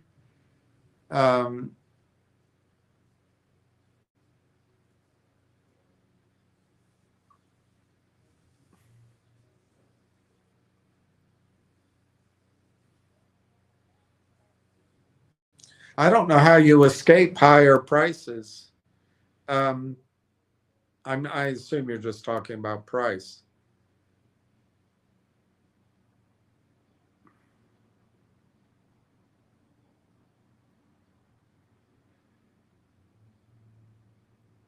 The problem with natural gas is cheap and it's clean burning compared to anything else. But I think natural gas prices could go to $10 to $15 an MCF. Hell, they could go to $50 an MCF. In Tennessee, you have all those hydropower plants. You have the Cumberland River. I can't remember the name of that river. I've been on it. With the cigarette boats. But I would think that since you have all those dams and electricity coming off of those dams, that might mean that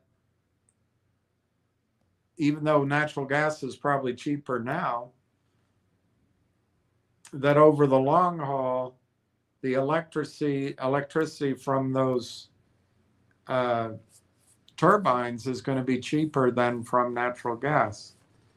But, you know, probably the utility is going to raise the prices anyway. The Tennessee Valley Authority is going to raise the prices anyway if natural gas prices go up. But if you're worried about supply, the United States has a lot of natural gas. I don't think we're going to run out of natural gas in our lifetimes unless we sell too much of it. But I think you'll always be able to power your heat pump.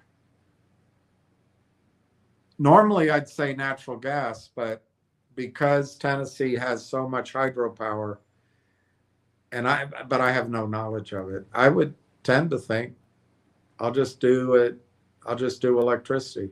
If I lived in upstate New York, I think I'd just do electricity because of the power, the same thing, the hydropower. Steve, hello. Hi, Uncle Bill. How are you, Steve? Giuseppe, hi, William. Telus has a speaker this week at Discovery. Seems more significant than Corey as a moderator. Yeah, I agree with you. Corey's just going to moderate, but Corey will obviously be talking to people. And if they have a hackathon, if sovereign AI is a big discussion, buzz could get out about Railtown. But I agree with you. It's probably more important what Telus has to say. Maybe some valuable crumbs of information will be gained. Yes, I agree. Ricky Brogan, Elizabeth Hurry is from the UK. Country boy from Tennessee dates her, Billy Ray Cyrus.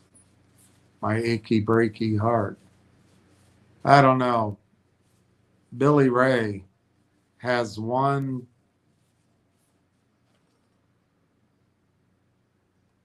I don't know what to say about Hannah Montana and Miley Cyrus. They're rich. Miley Cyrus is rich. But I don't know, her shows, it's all, I don't know. It's all Penthouse. It's not even Playboy. But whatever. It's what goes now.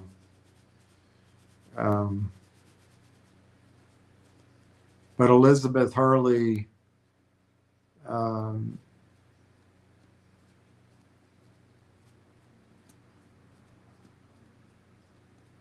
Billy Ray Cyrus, I don't know what to say about that.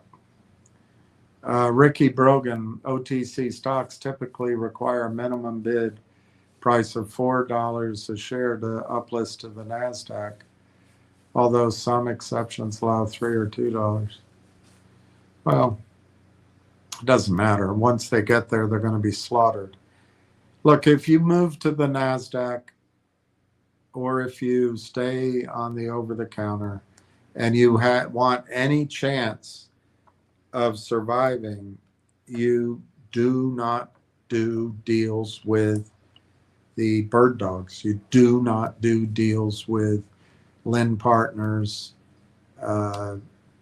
whatever that other nightmare was called, Geneva Roth Capital, whatever Ari Fleischman's company was called. I can't remember it. You're going to be destroyed if you do with any kind of financing deal if your stock's under $5. Probably if it's under $10. Donna, volume today in Railtown is dismal. Well, that sounds like it's a negative. I think it's positive when the volume's low. Let me look on the Canadian. Um,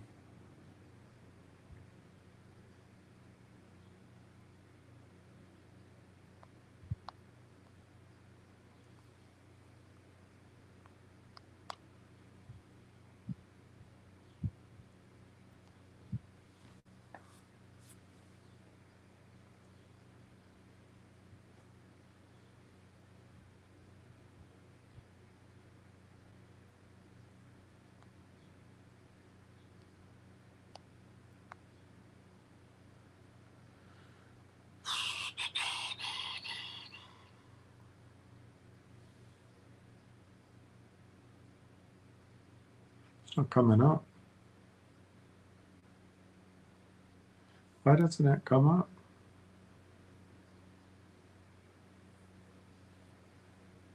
Oh, because it's the wrong symbol. I'm using the US symbol. All right, let's see. Volume 124,000. Not bad. Not bad. It was down a penny. Nothing goes straight up. And let's see if there's any release today. Nope, no release. Giuseppe, William, I've picked up some small potatoes here and there. I'll update you when I have a nice round number per usual. Good for you. Ricky Brogan, hopefully Corey gets us on the NYSE, but RT trades on the Canadian Stock Exchange. It might not make a difference. Go RT. No, I'm starting to understand that the CSE is not where you want to be. You want to be on the Toronto. I don't think you want to be on the Vancouver either. Canada always had a reputation of being a lot of manipulation in the stocks. But I think if they can get on the Toronto, that'd be great.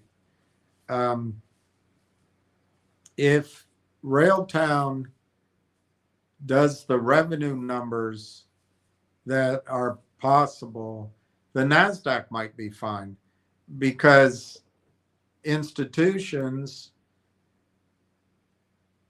can counteract the criminal selling, but it would have to be a big unicorn. It would have to be a very successful company. I would prefer that they'd be on the New York myself, but I'm not sure the New York's any better. This security entitlement and the selling of non-existent shares happens in every stock in America. It's a sign of the end of a bull market as far as I'm concerned. It's been going on for a while. But Ricky Brogan, Donna, could be a sign that the shorts have backed off. I mean, the computers have backed off. Well, that's right. They do adjust, and I think it's self-adjusting. But if they sense that they can drive it down, they pile it on. If they sell and they're met with buying, they sell. They're met with buying, they sell. They're met with buying, they'll back off a bit.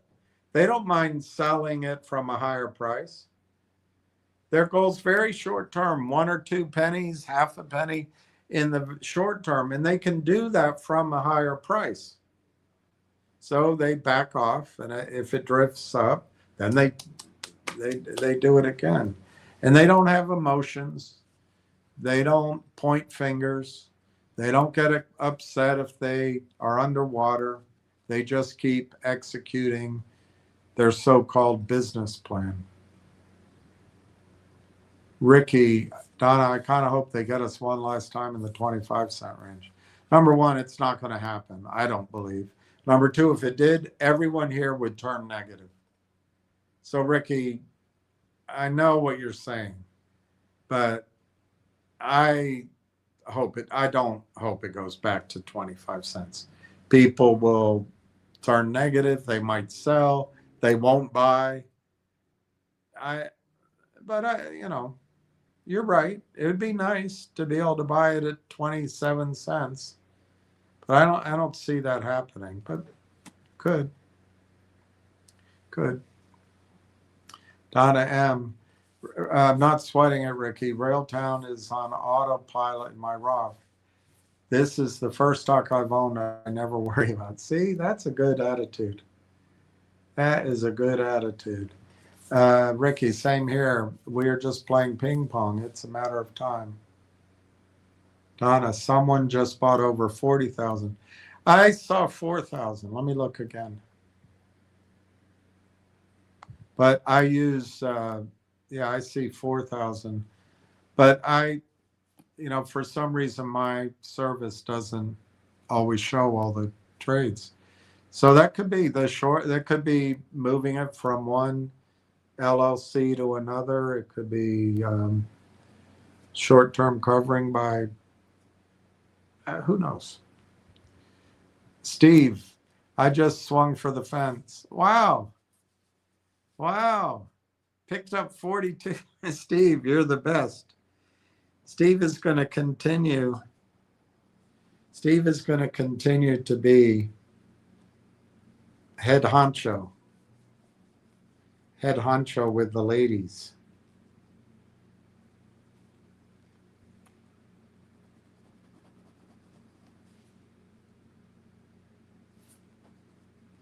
Steve is added. Wow, Steve, unbelievable. I do think that takes you above a round number.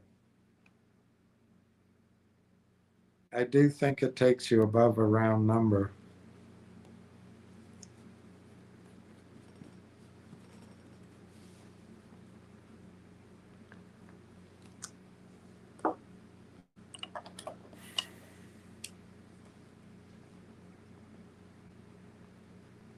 Good for you, Steve.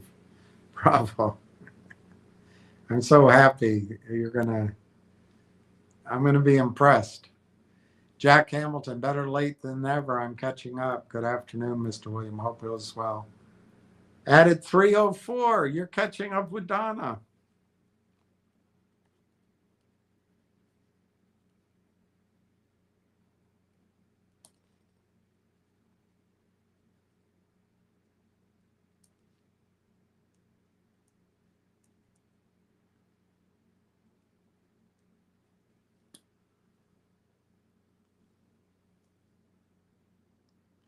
So Ricky agrees with Donna that it was 40,000 shares. I wonder where I could see that. Maybe on NASDAQ?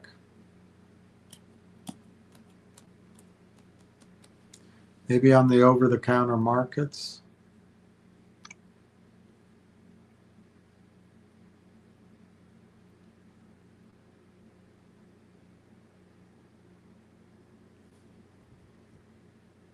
Let's see. RLAIF. All right, I'll accept your cookies. Bid ask. Knight is bidding. Virtues, Citadel, E-Trade, which is not E-Trade, it's GTSL. It's all just. I do see Donna and Ricky. I see 15,000 went off. So, but let me see if they give me any more. Yeah, what I see at 1532, that's the last one I see. 16,500, 1532, 10,000, 1532, 8,000, and then 1532, 500, 1532, 2,000, 1532, 2,000. So adding all that up, 26, 34, 38, 5, and then 15,000 went off at 15.5. Yeah, so you're right. A lot of volume. Jack Hamlin, wow, impressive move. I love it. Your move's pretty good too, Jack. Good afternoon, Donna M. I am not the only person with back issues. Wow, all the pain makes my back hurt. Donna, wow, Steve, congratulations. You were the buyer. I didn't put 2 and 2 together. Ricky Brogan, unknown, congratulations. Ricky Brogan, I didn't know unknown stuntman was Steve. Kept hearing Williams say Steve before. I never could see you, Steve. Hey, Donna, hey, Jack, I don't have back issues since my second back surgery 12 years ago. Praise the Lord. It truly was a miracle. So it can happen. Steve is a whale. He's going to be a whale. Well, now you better run. The king arrived. Oh, yes, it's delightful. Oh, it's such a pleasure to be here. And who does the king meet?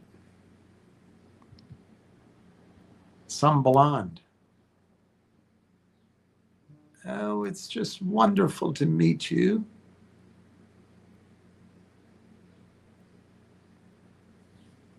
I can't tell who that is.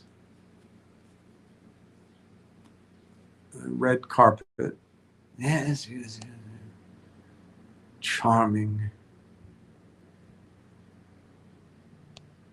The king and queen have arrived.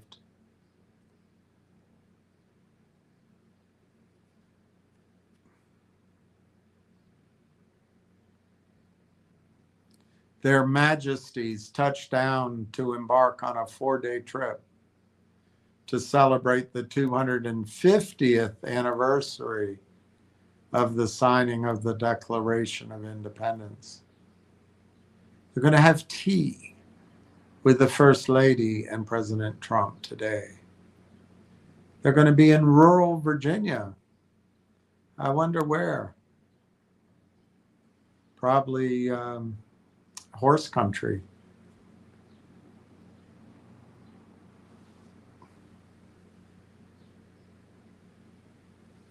Queen Camilla, a new pink Dior coat dress. They're greeted by U.S. Protocol Chief Monica Crawley.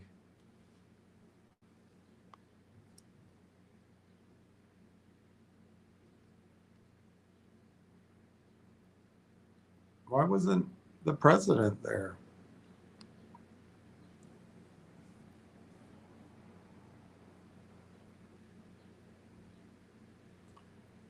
It's charmed, I'm sure. Yes, yes.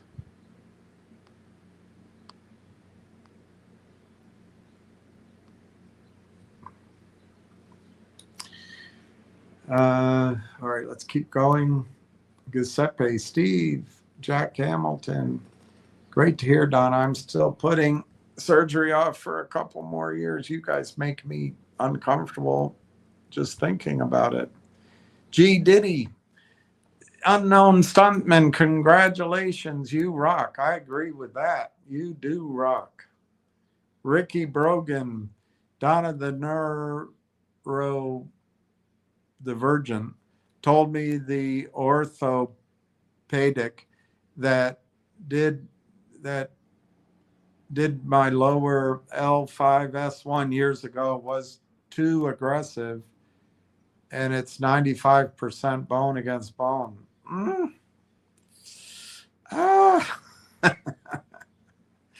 I think I have problems. Ricky Brogan, from what I've heard, a neurologist takes better care of the nerves during operation. Donna M.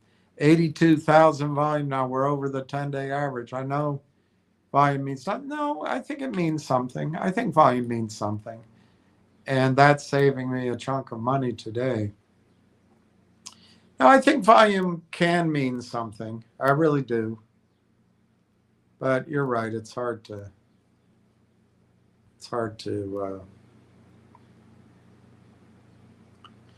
when there's no price discovery, it's hard to really figure it out. It's a widespread at the close, 31 cents on the bid, 40 cents on the ask.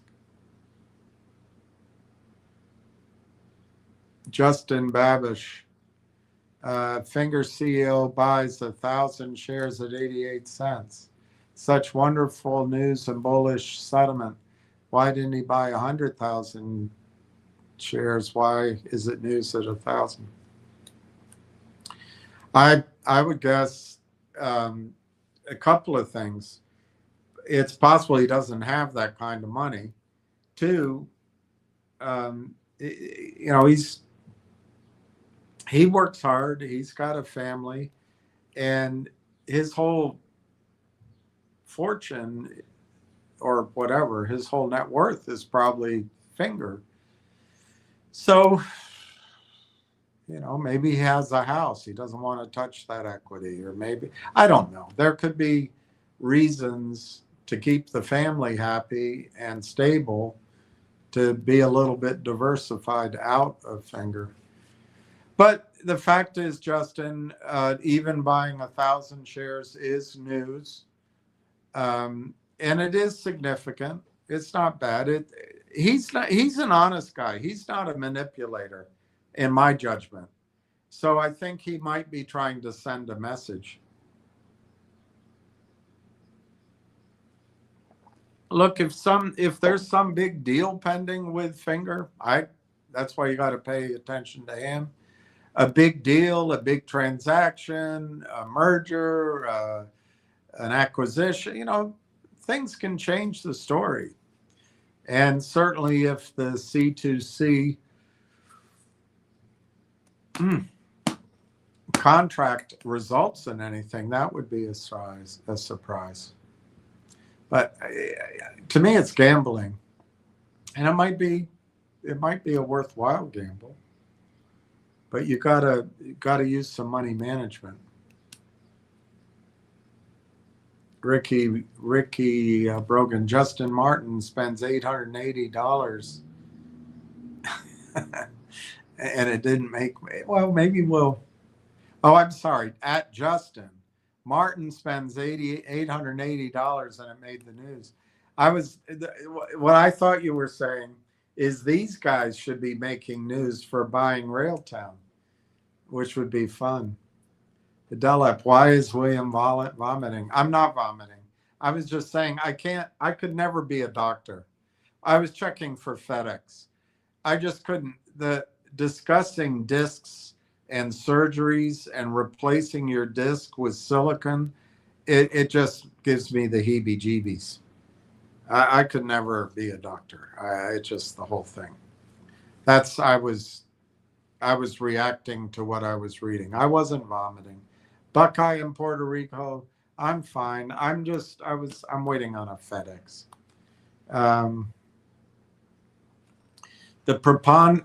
Gargle the marbles, the preponderance of solar panels and the correlation with extreme levels of weather events is troubling. But Railtown is a beacon of joy in this world of treachery.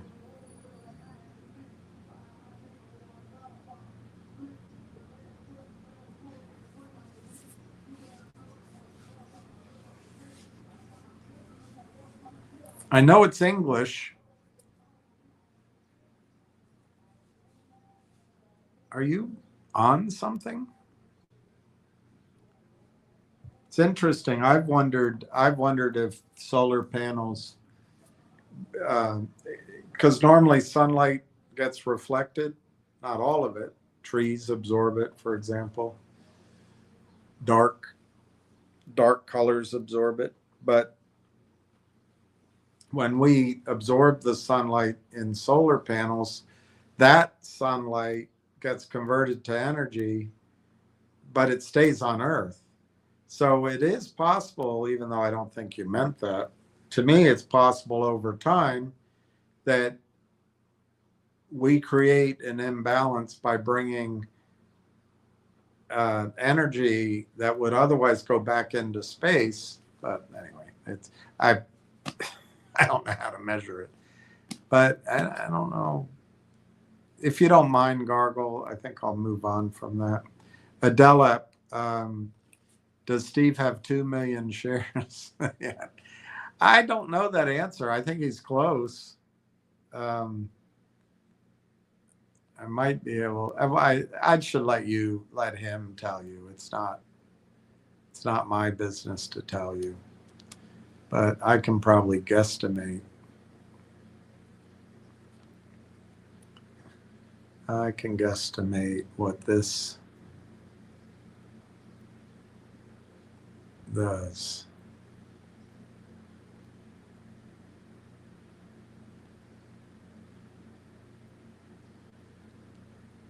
A lot of Steves, but only one Steve. Huh. That's wrong.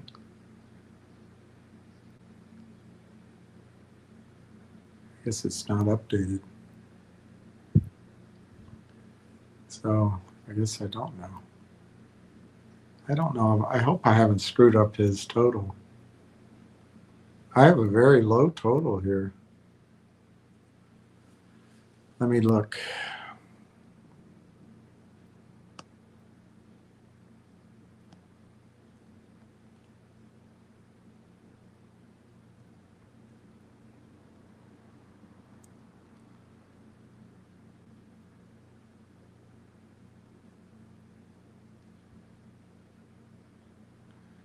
Yeah, okay, I see it.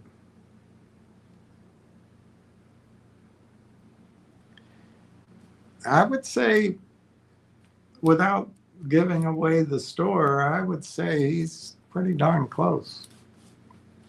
Closer than most of us. Closer than any of us. All right, I saw a couple of articles on Yahoo Finance News. I won't bore you. You can look at them yourself if they're still there. The S&P's soaring. I don't know what to make of Microsoft and OpenAI rewriting their deal, but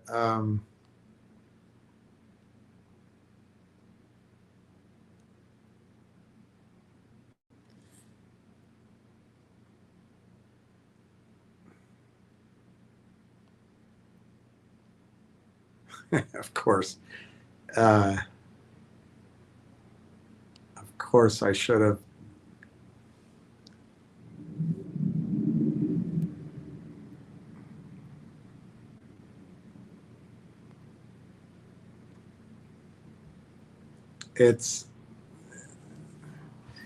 I should have taken a picture of it. It's not, I can't find it. So maybe that'll be something we talk about tomorrow because I can't find it. But there were a couple of AI bits of news that were interesting. I just can't find them. So sorry about that.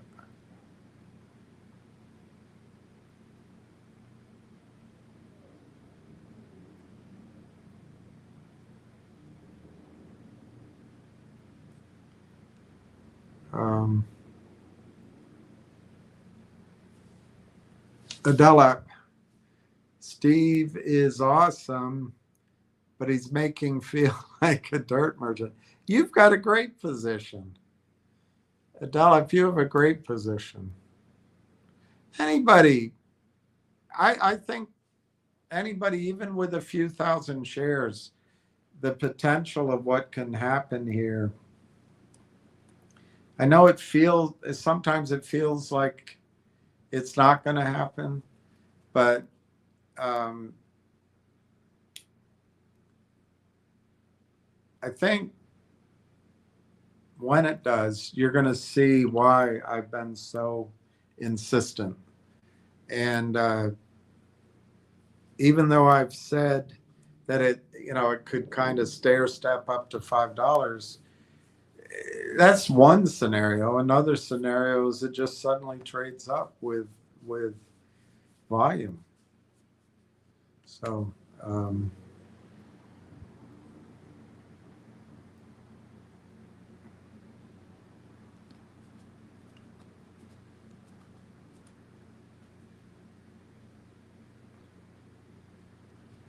I've lost. That was the next thing I was going to talk about. Let me see if I have from Saturday anything I didn't talk to you about, which I can.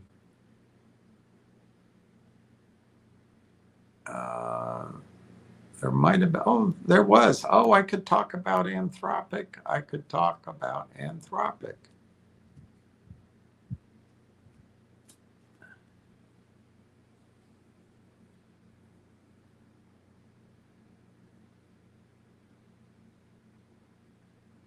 I could do that. So that started. All right, that's what I'll do. It's fascinating. But before I do that, let me just check for my FedEx.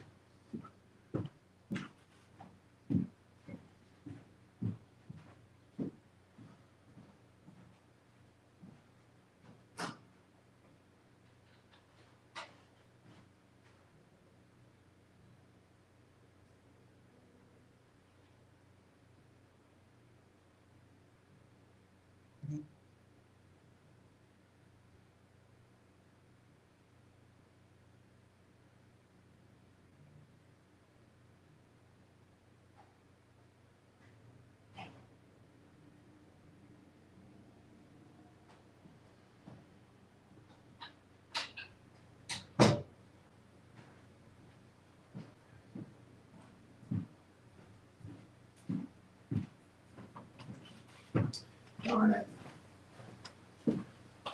Darn it, darn it, darn it.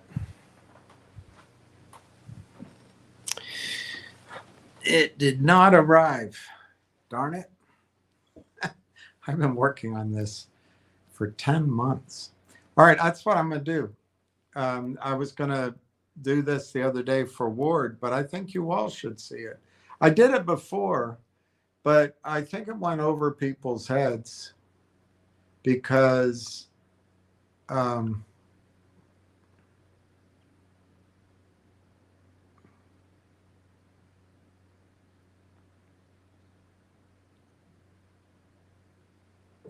was about Anthropic, not about Railtown.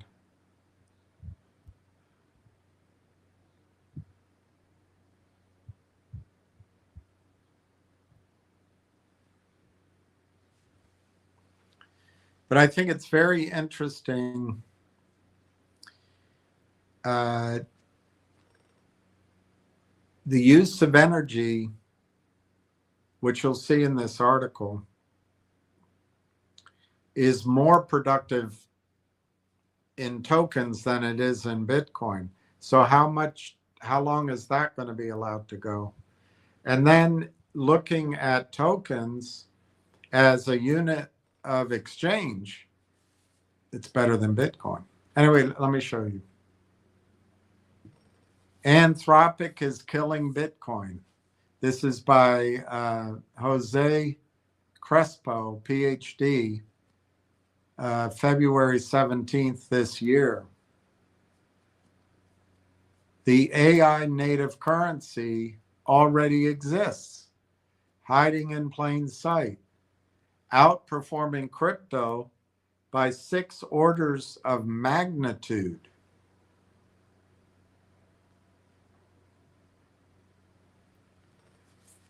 The dawn of the total machine economy. That's AI agents working with AI agents. That's agentic AI. That's what Railtown is enabling. We are at the beginning of a total machine economy, and you're holding the wrong money. You are holding the wrong money. See, I don't know how to translate this yet into investments other than Anthropic, but how do we buy Anthropic? You're about to see a shift. Most people in crypto and AI are still missing. While you've been watching Bitcoin prices and AI hype cycles, one company has been assembling financial infrastructure that operates beyond the architectural limits of Bitcoin, Ethereum, and everything else in the current crypto stack. And yet, most people around us do not notice what is happening. This revolution isn't as loud as the ones before. It is unfolding more quietly than that. Racks of machines coming online, one data center at a time. We are still in the early stage, but the growth is exponential, which is exactly why it is so easy to miss.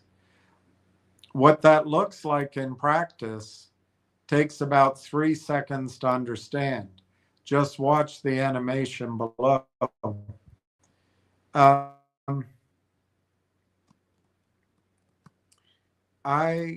don't want you to watch that because I don't want to get a copyright strike. But here it is. It moves around, but you see what it's doing. So the old crypto goes from the open wallet to copy address, paste and hope. I don't know what that means. Set gas free, click confirm, wait 10 plus minutes. And this is the same transaction, 2 systems. With the AI coin, you have, it's already running.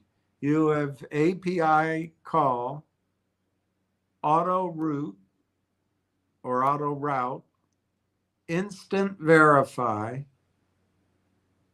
whatever that is, 0.000001 fee, settles in less than 100 milliseconds, and you're finished. Billions of these are done a day. These are the tokens, and it's an AI agent interfacing with another AI agent, and they have the permission to spend the tokens, which is where I think Railtown would come in to keep them on track. But anyway, same transaction, 2 system, one takes 6 steps and a prayer. I think that's a little bit of opinion. The other settles before you finish reading this sentence. The engineering that makes this possible is the real story.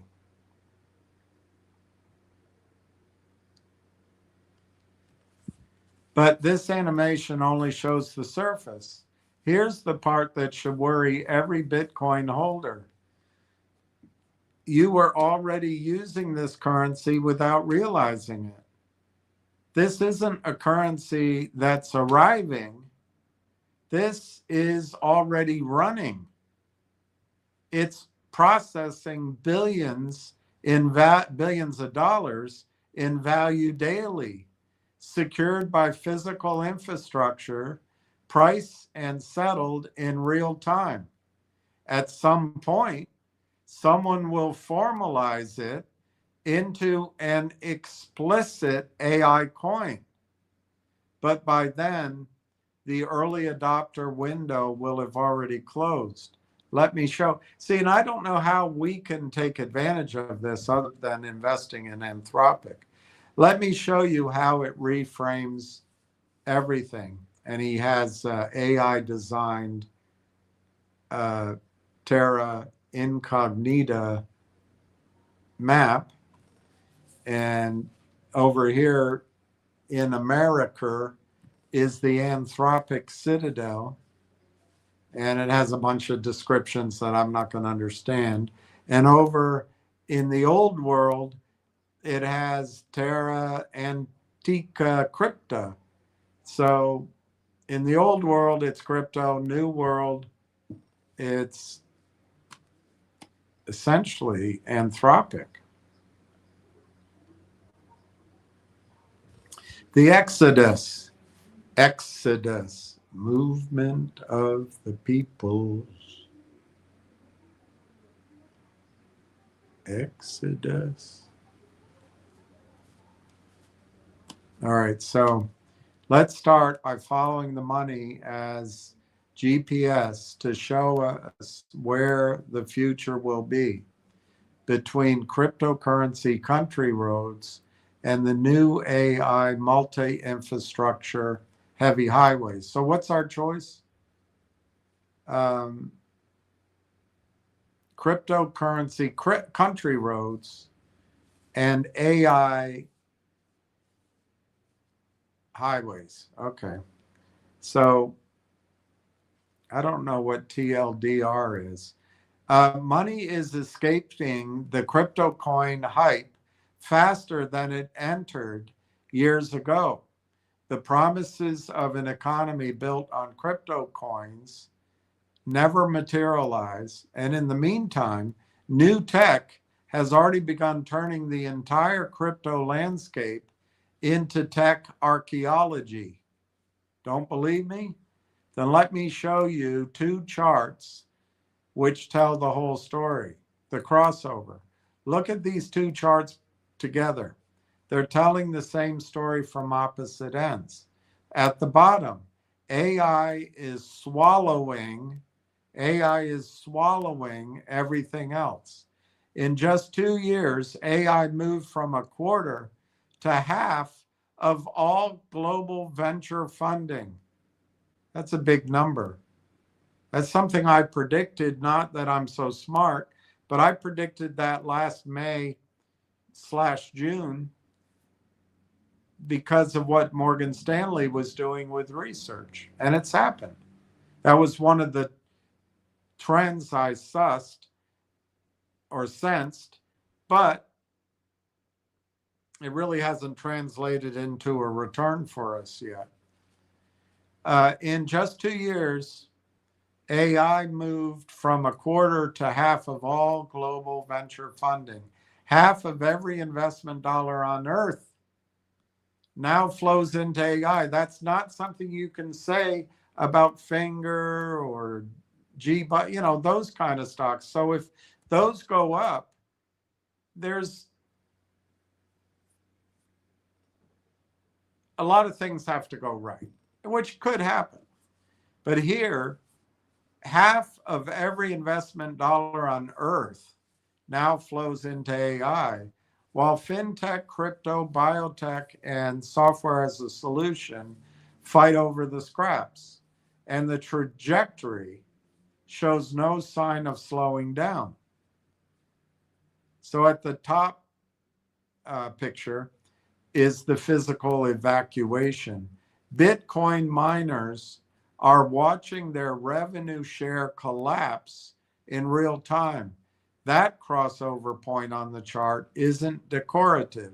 It marks the exact moment when AI compute contracts became more valuable than Bitcoin mining on the very same hardware.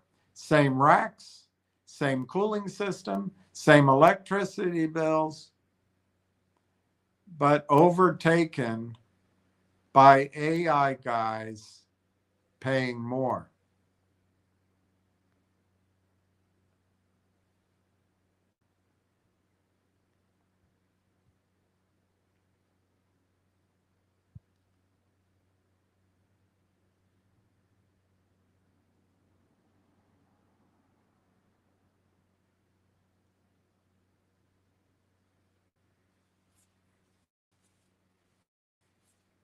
I think Anthropic's going to be huge. I'm resisting going and looking for my FedEx because I really don't hear anything. It's just a nervous habit now. But I'm going to show you the two charts out of order because these are the two charts. So the revenue shift here at the top is there. Over here, more revenue came out of Bitcoin at the same data centers, basically, than out of tokens. And I think it's Anthropic tokens. Up here is the spread now. It's reversed. It says AIHPC contract revenue. Anyway, this is from selling to agents instead of selling to miners. Well, if you have a data center, what are you going to do? Call Ghostbusters. And then down here, you've got AI is eating everything else. Share of global venture funding going to AI. In orange, it's now 50% of every investment dollar is going to Miley Cyrus.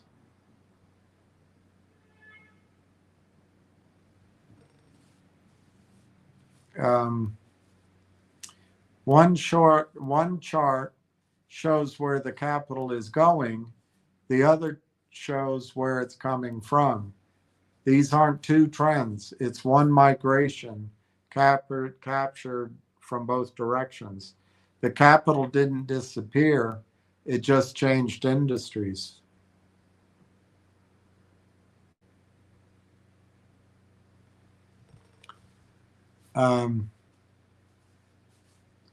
Mining revenue collapsing from 85% to under 20% as Bitcoin miners pivot to AI contracts.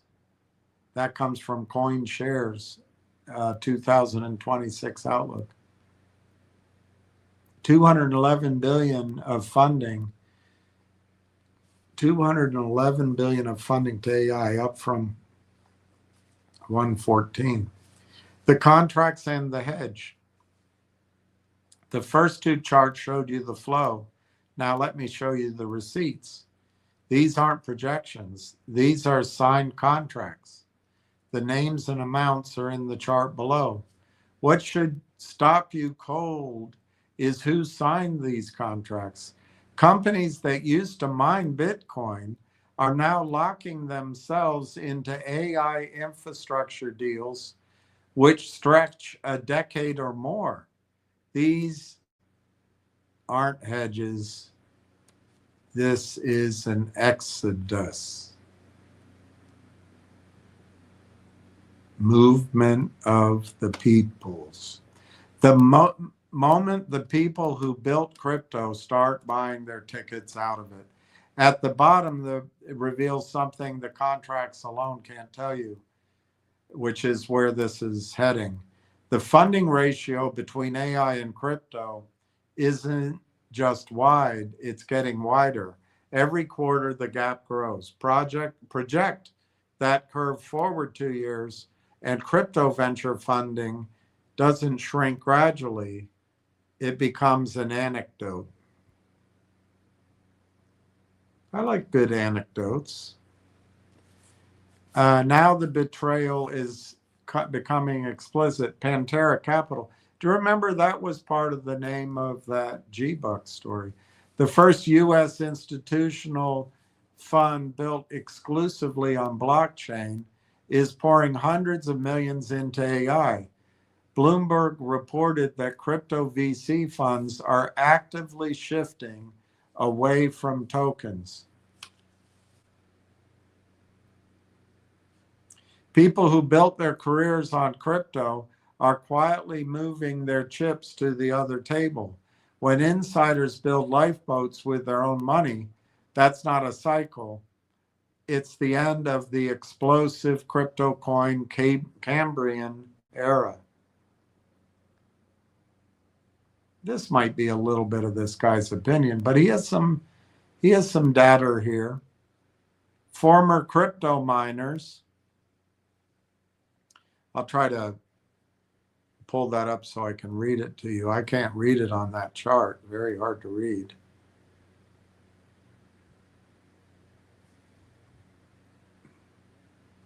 I think I can zoom in.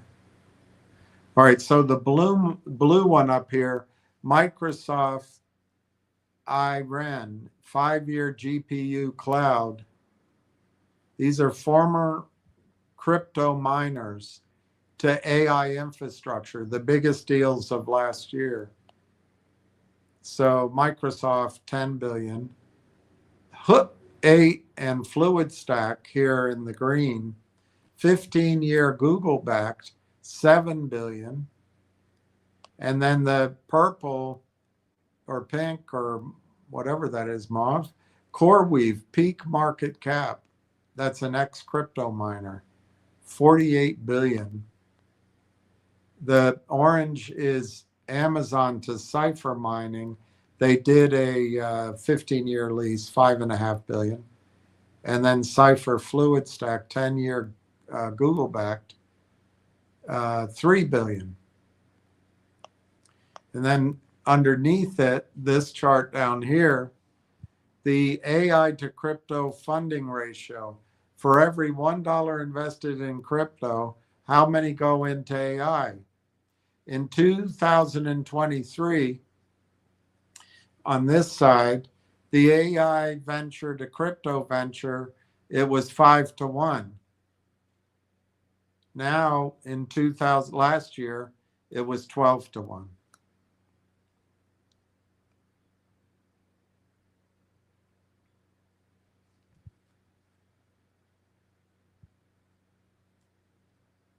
Oh, why did I do that?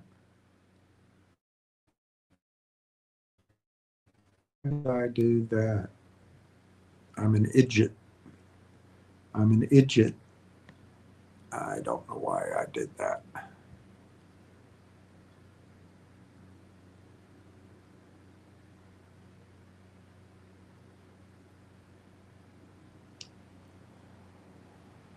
Okay, so I got to take this one down. Put this one up.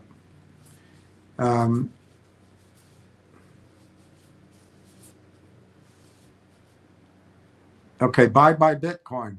Still not convinced? Fair enough.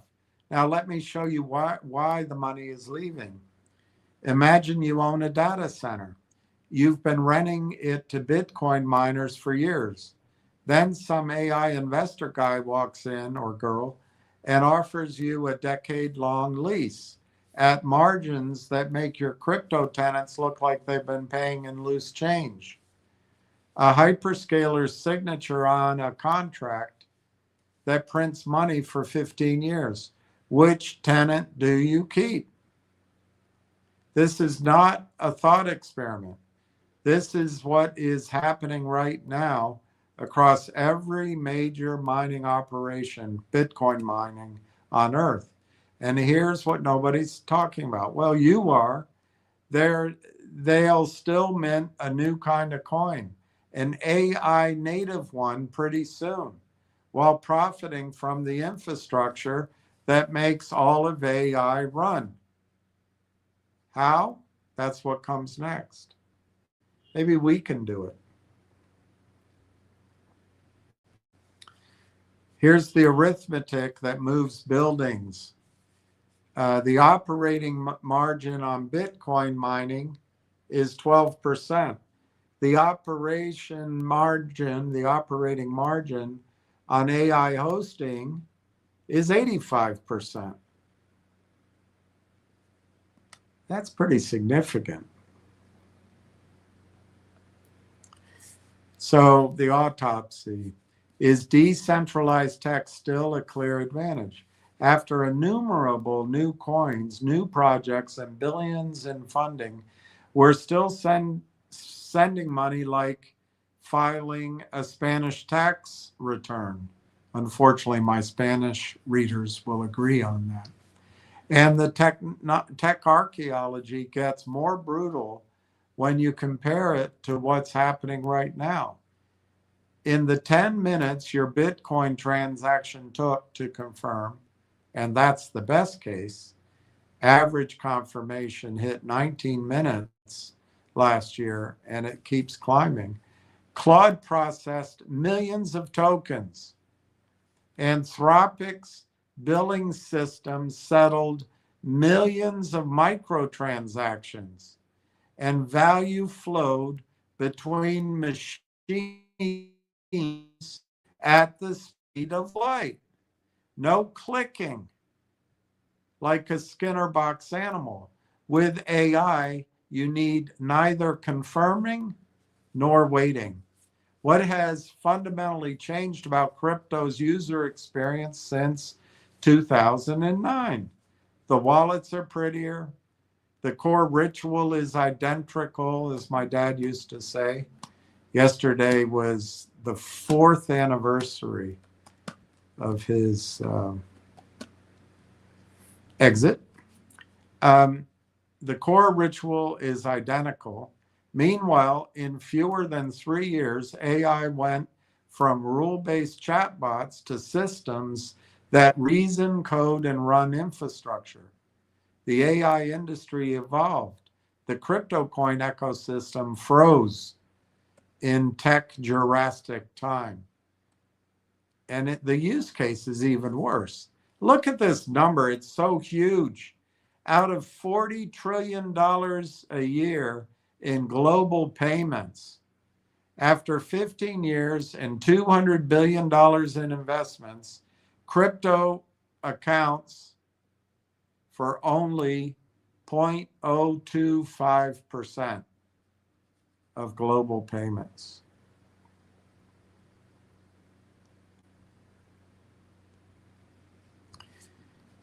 So where's crypto?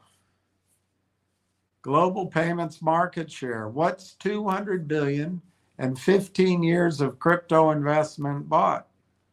Where's crypto? It's just that little red sliver.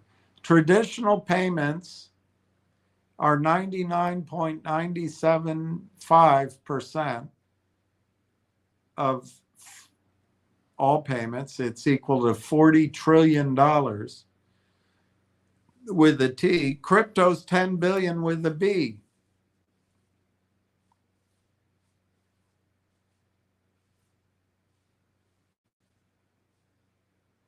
This isn't early adoption.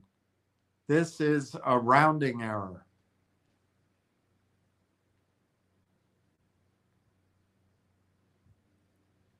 So what's left to argue that Bitcoin is better? Decentralization. No single point of control, no single point of failure. Crypto's supposed big advantage, except AI already has that. And it works better with AI. AI runs on multi-cloud, distributed across competing providers, each one redundant, each one replaceable. If one fails or overcharges, you migrate.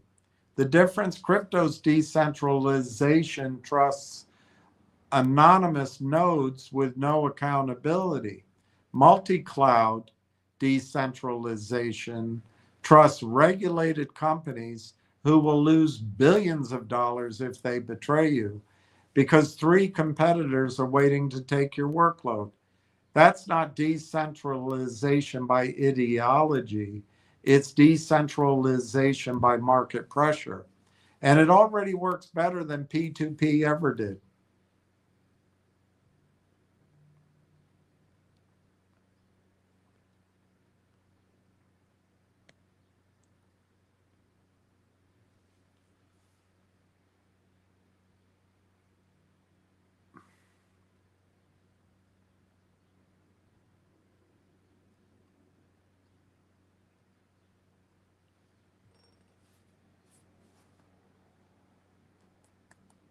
I can't believe it didn't come today. I can't believe I ate the whole thing.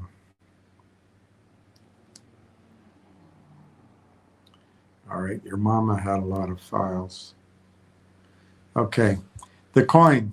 You're already using the coin without knowing. Now pay attention because what I'm about to describe is not a prediction. This is already happening. You just haven't noticed it. Every API call to Claude is measured in tokens. More than 300,000 organizations now budget in tokens, forecast in tokens, run their cost models in tokens. It's not a billing quirk. It's a unit of account. Every one of those calls is a value transfer. Compute in, intelligence out. billions daily, millisecond latency. You don't need gas fees. You don't need a 12-word seed phrase standing between you and your money. You call the API, the intelligence comes back, and the settlement happens before your next keystroke. That is a medium of exchange.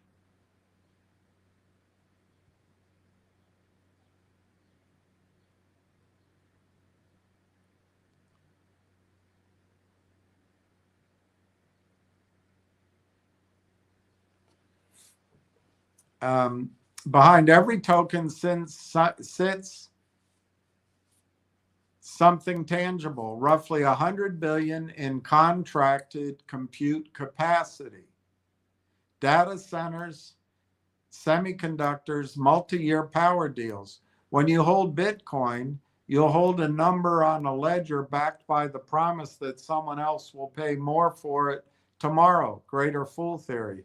When you spend a Claude token, you are drawing on silicon and kilowatts, which produce $9 billion in annual revenue just by staying online, being online. Bitcoin burns energy to prove it's spent energy. These tokens burn energy to think. One is a receipt, the other is a productive asset. That is a store of value. So these are two definitions of money. One is a medium of exchange. The other is a store of value. The third is a unit of account. These are definitions of money. By the way, API stands for Application Programming Interface. It's a set of defined rules, protocols, and definitions that allow different software applications to talk to each other.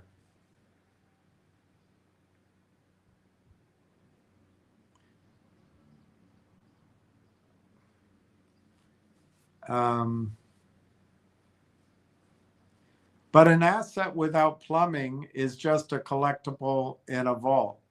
Metronome, now part of Stripe, already clears, well, we got to look up Metronome or Stripe, already clears Anthropic's enterprise accounts in real time with sub-second settlement. The moment when a transaction stops being a promise and becomes final. This is not a billing system. This is a clearinghouse doing what SWIFT does for interbank transfers, except it works at scale without making you wait 19 minutes. That's the settlement rails. And I don't think they intentionally used Rails to connect it to Railtown, but I think Railtown keeps everything on the rails. So it's 4 pillars, the same 4 pillars that every functioning currency in history has had. Bitcoin has had 15 years to prove that it can do all 4, and it fails on all 4. Anthropic passes all 4 standards of being money, being currency, by accident, just by running an AI company at scale.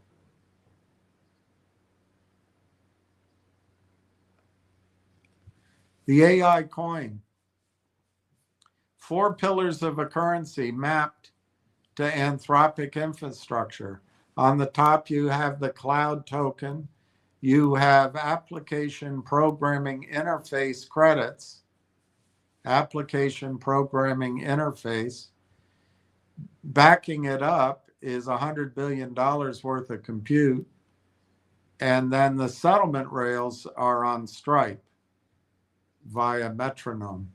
So the unit of account is the Claude token. This is enterprises budget, forecast, optimize, and tokens. Oh, that's not the definition. Already enterprises budget, forecast, and optimize, and tokens. It is a unit of account.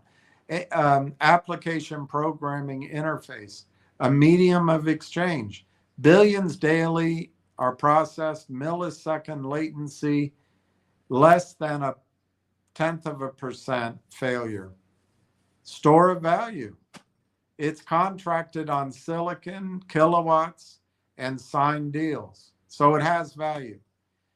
There are settlement rails, 300,000 accounts plus, and sub-second clearing. So what crypto promised, 15 years, 200 billion investment, 2 billion in fee revenue.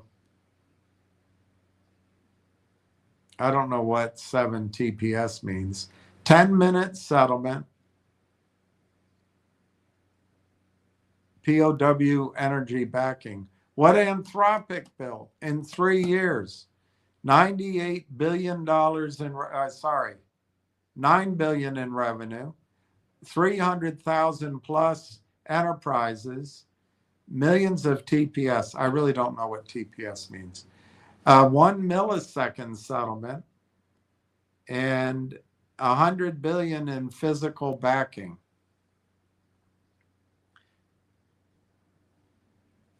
The isomorphism. Here's where my training as a mathematician makes it impossible to not see this. There is a structural isomorphism, not a metaphor, not an analogy, a one-to-one mathematical mapping between the architecture of a cryptocurrency and what Anthropic already operates.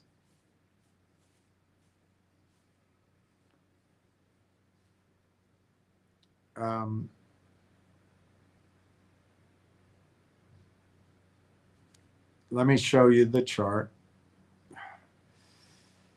All right, let me try to get it up so I can read it to you.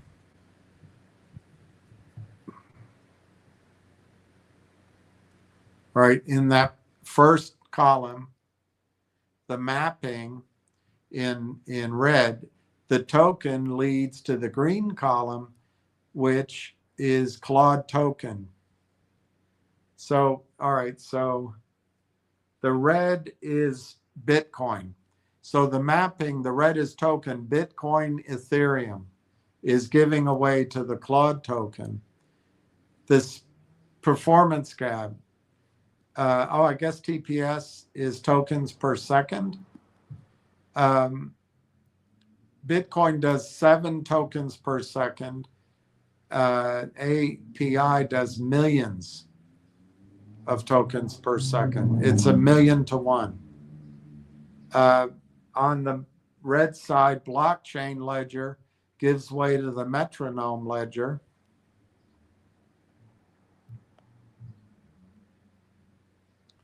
And again, you've got the cost is 50 cents. I don't know what TX means there. In the case of API, it's 0.001. And I guess TX is tax. I don't know. But it's you can see a big difference. Bitcoin mining and staking in the red, API compute infra 100 billion, latency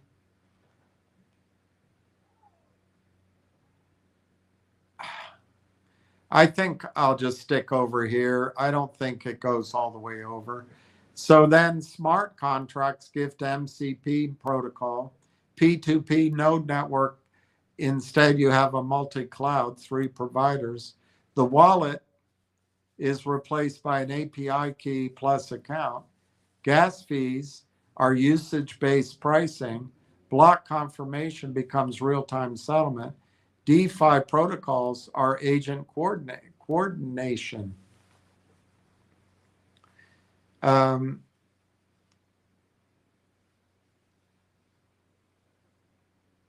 then this is the performance gap on the far right. Speed much faster with AI. Cost, much cheaper with AI. Speed, latency, delay, much better with AI. Resilience, massively better with AI. Revenue, huge compared to it. At enterprise usage, much higher. And there is backing.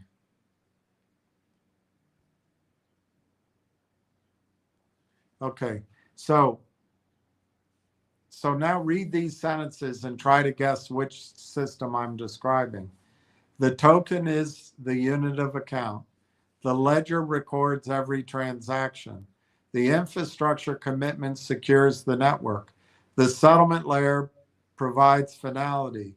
The pricing mechanism regulates demand. You can't tell, can you?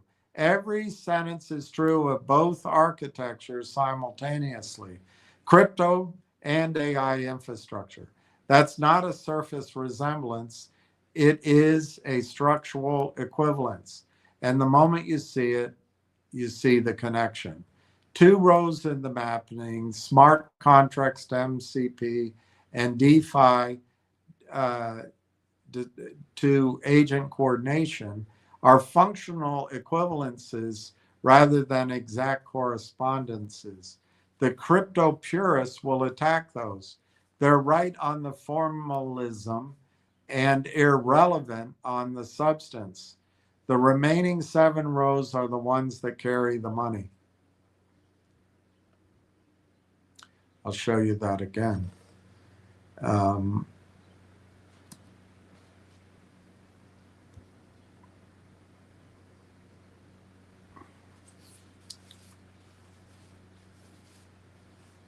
The company behind the AI coin.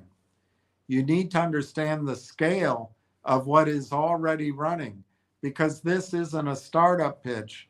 The machine is already eating the market while you read this. Anthropic's revenue trajectory over the past 12 months is the kind of growth curve that makes software veterans check the numbers twice and then check them again. The figures are in the graphic. I'll let them speak for themselves, but pay attention to the speed. This isn't a company climbing a hill. It's a company that has strapped itself to a rocket, and the rocket is still accelerating.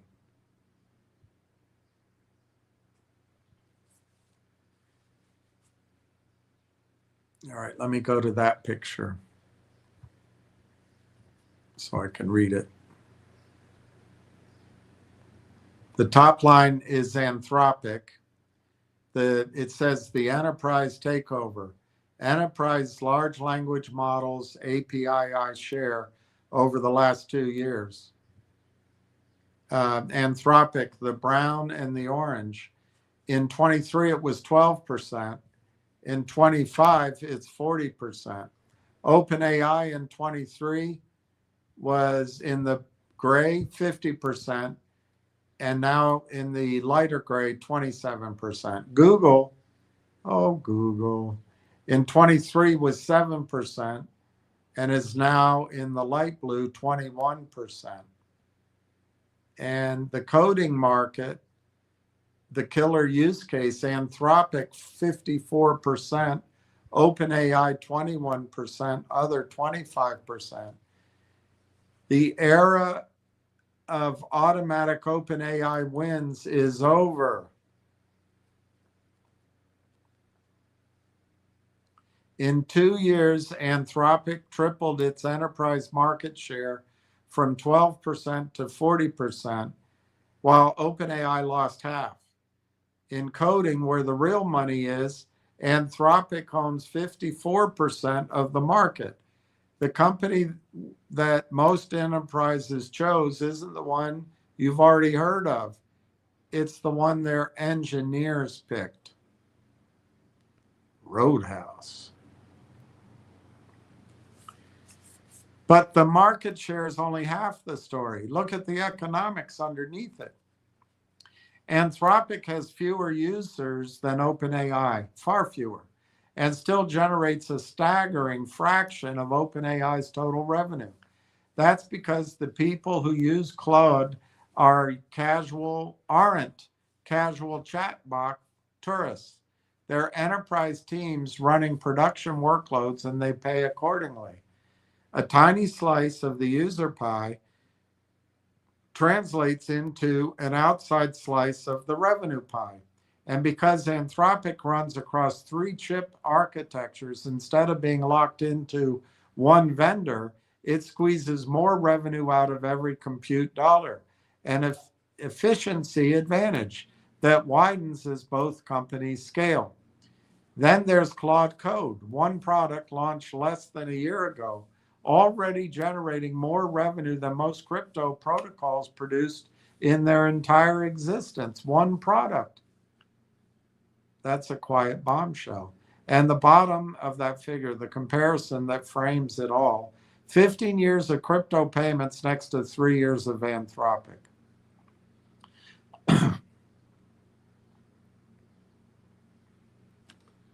All right, let me make sure I can read that to you. Up in the left-hand corner, the revenue rocket, Anthropic versus crypto, 5x in 8 months. January last year, 1 billion. August, 5 billion. December last year, 98 billion.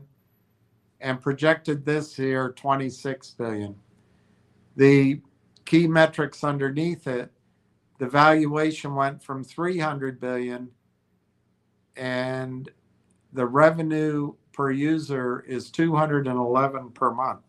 We should remember that. I wonder if Railtown will get to $211 per month. That's an interesting number. I don't know. So then over here, the pie charts, the enterprise takeover, 23 to 25, the rust color, Anthropic, goes from a small number to a high number. It goes from 2% to 40%. OpenAI goes down 50% to 27%. Others go down. Google's going up. The coding market, Anthropic has more than half.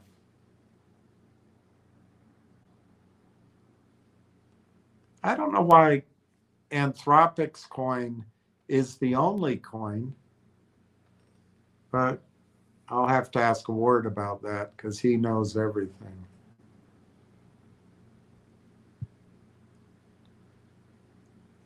He's the know-it-all. He is the know-it-all. Know-it-all.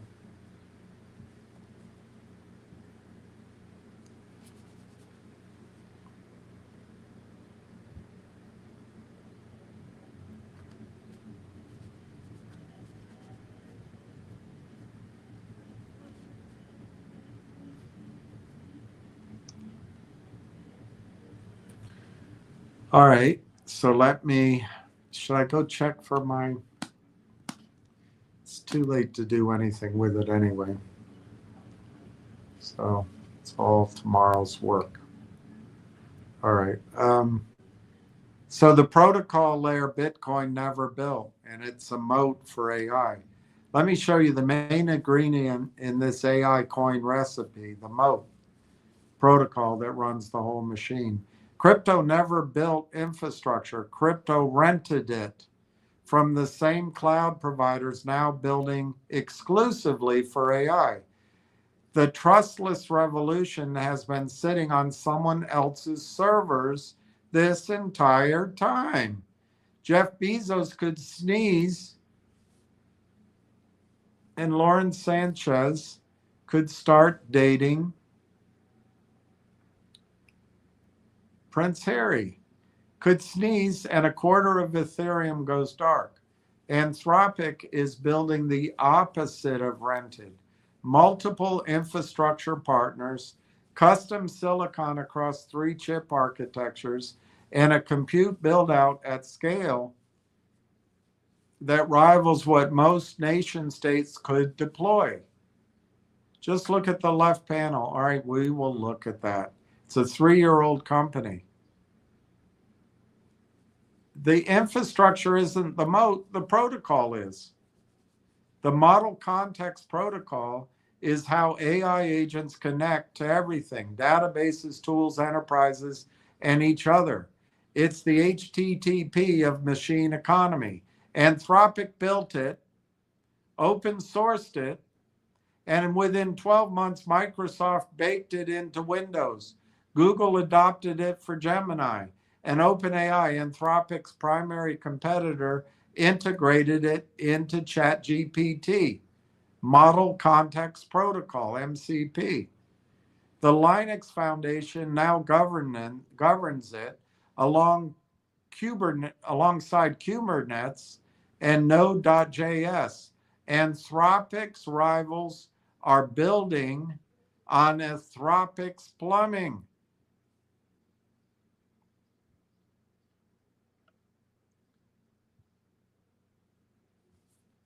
All right, let me see if I can read that to you. So the column on the right, it says 100 billion build out, compute infrastructure coming online this year. Fluid Stack, Texas plus New York, 50 billion. Amazon, Project Rainier, 11 billion. Google Cloud, 10 billion plus. Microsoft Azure with NVIDIA, 30 billion. So they're building 100 billion this year. The efficiency gap on the right, revenue per compute dollar, Anthropic, $2.10. OpenAI, 1.6. So Anthropic is 31% more efficient, same inputs, more revenue, and this compounds. Anthropic path to profitability is 2028. OpenAI in the 30s. Projected losses last year, 9 billion. So Anthropic is sustainable growth versus OpenAI burning cash. The heat is on. It's on the street. The heat is on.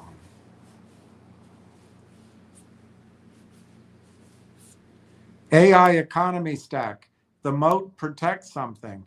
Now look at what it protects. Most companies own a layer or two. A cloud provider owns the compute. A model lab owns intelligence. An app company owns the interface.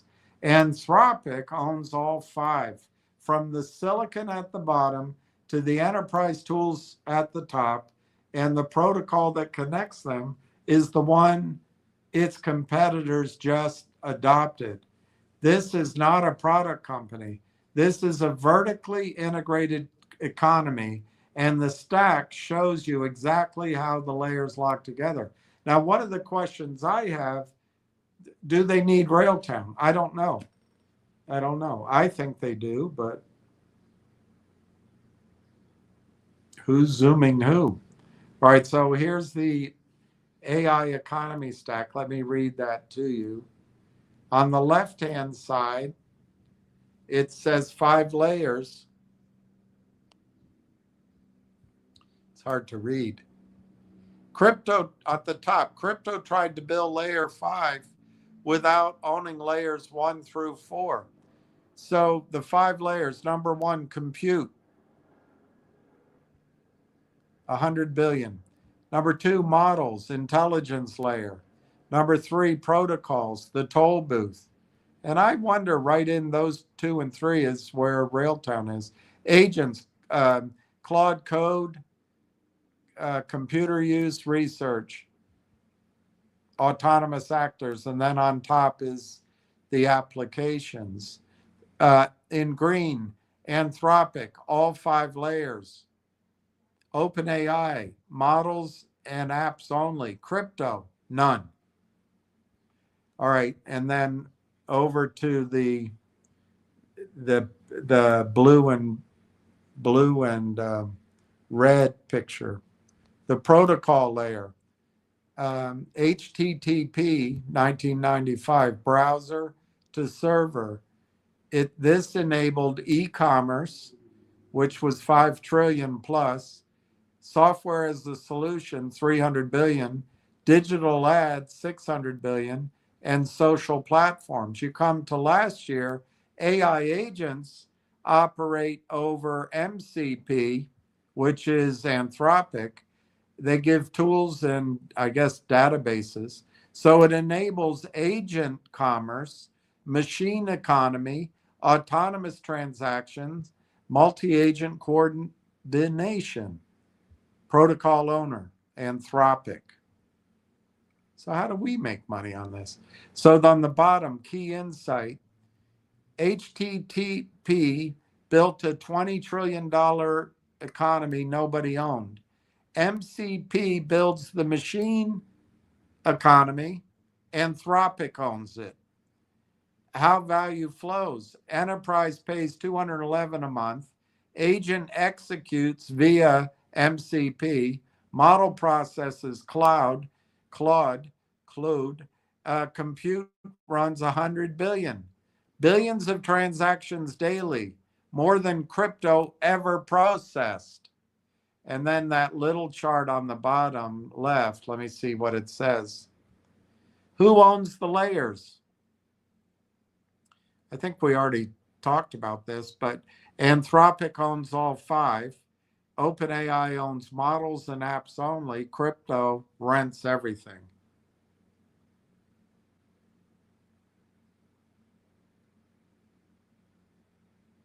And this down here repeats what was set up there, so I'm going to skip it.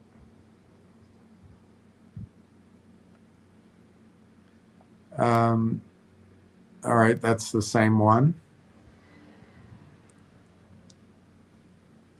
Anthropic's business model is a flywheel, but not the kind of crypto built. Each revolution creates something. More compute produces better models. Better models attract enterprise customers. More customers fund more compute. And the model that emerges from the next cycle can do things the previous one could not. No other AI company has this. OpenAI rents its compute. Google can't convert its compute into enterprise dominance. Crypto owns nothing. It rents infrastructure, borrows credibility, and calls the loop a revolution. And then back to that animation, or maybe this one. I'm not going to show it, just I don't want to get in trouble. I could show it by my phone. I'm just not going to do it. Pay attention to what happens at each cycle over the coming years, how each revolution makes the engine massively unstoppable. This is not a growth chart. This is the mechanism behind the growth chart. Anthropic's best hidden advantage, and now you have seen it, you lucky duck. So Anthropic's unstoppable growth machine. I'll start at the top. We'll go to the protocol here. Protocol is the MCP standard. MCP is dominant. It requires compute down here. Data centers and chip, 100 billions. The compute trains the models in purple, Opus, Sonnets, Haiku, Claude 5. The models attract customers in the green. So far, 500,000 enterprise adoption. The customers then generate revenue in the light brown, 10, recurring subscriptions, 20 billion. The 20 billion funds the protocols, and it goes in a flywheel. And in the middle is the moat. Anthropic controls all 5 layers. I know you want to buy Anthropic at 35 cents. I know that's what you're thinking. but you don't have a chance to buy Anthropic at 35 cents. You don't have it.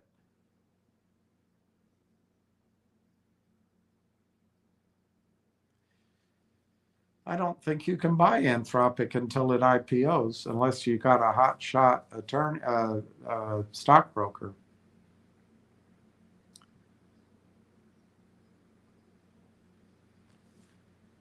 Okay, so each revolution, up here, what it says, I'll read that to you. Each revolution strengthens the next on that one we just saw. More compute, better models, more customers, more revenue, more compute. Crypto has no flywheel. All right, so then we get to the missing parts of the coin that is already running. Every component I've described is operational. The token economy is live. The settlement layer exists. The infrastructure dwarfs what crypto assembled in 15 years. The isomorphism is structural, and the mapping table in section 4 proves it.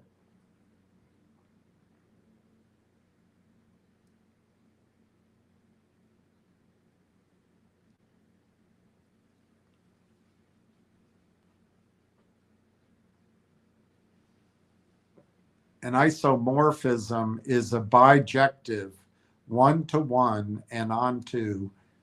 It's a bijective mapping between two mathematical structures. So now I'm glad you know what an isomorphism is. But I'm a mathematician, and mathematicians don't round up. 4 gaps remain. Transferability. Tokens don't yet flow peer-to-peer. When you use Claude, your tokens are consumed. They don't circulate. The unit of value exists, but you can't move it between accounts the way money moves.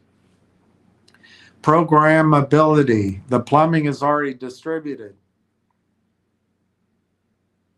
What's missing is the last step, a layer where autonomous agents can settle transactions between themselves without routing through a single billing system. The plumbing is distributed, the cash register isn't yet.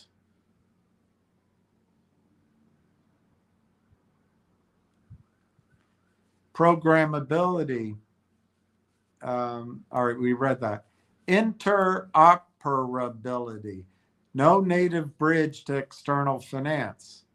The on-ramp and off-ramp between cloud, tokens, and dollars doesn't exist yet. Geometry. This is the gap nobody gets, and the one that will break everything else if it isn't fixed. The mathematics running underneath every AI billing system today, including Anthropic's, is flat. Euclidean. It works for invoicing. It will not work for millions of autonomous agents transacting at machine speed.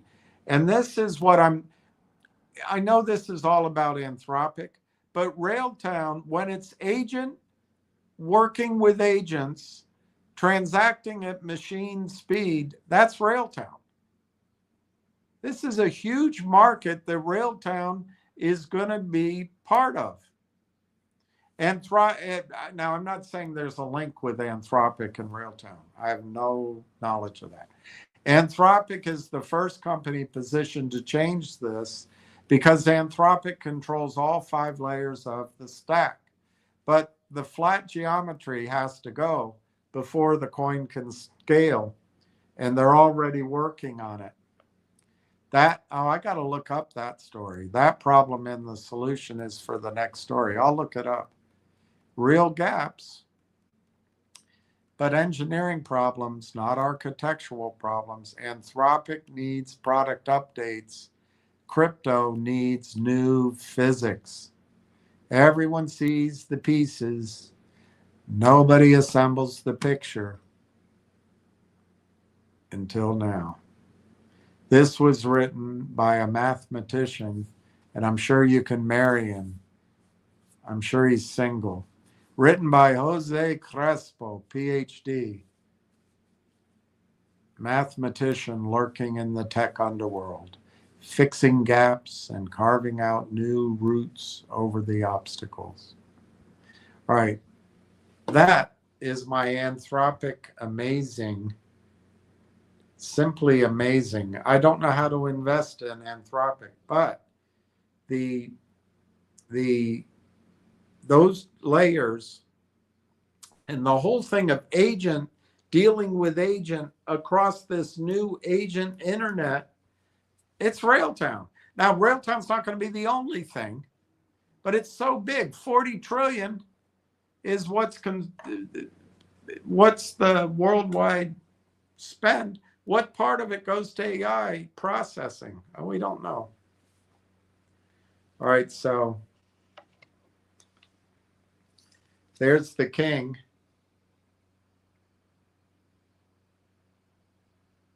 And the king and the first lady and the queen.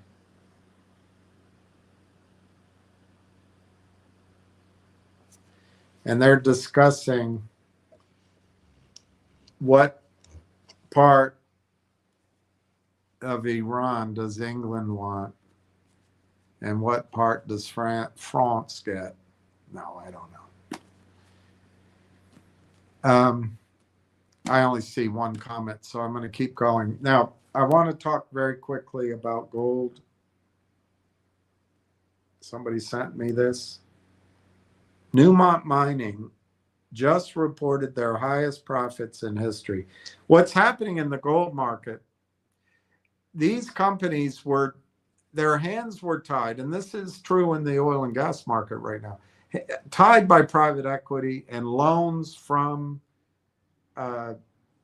lines of credit and banks, and all cash flow had to go to pay down those obligations, and they couldn't do anything. Well, with these gold prices, it's changing everything. They have free cash flow. So Newmont Mining just reported $3 billion in free cash flow for last quarter, one quarter. You don't buy Newmont, but you buy on the smaller and medium-sized companies that are building the next huge mine, and then Newmont buys them. This is the small gold company that you guys have invested in. This is where we slot in. Now, some people have asked me questions. I'm not going to talk over air. I am trying aggressively to replace my friend's 5 million. I don't think it's his fault with new commitments. But this kind of billions in cash, they start buying companies. So the way to play is not to buy Newmont, but rather to focus on smaller to medium-sized companies who are building the next huge mine. Now, he talks about Rupert Resources, which was acquired by Agnico Eagle, and G2 Goldfields. Aya Gold and Silver, we've talked about Aya. I like that one. I don't want to focus on, look, 400,000 gold equivalent a year. And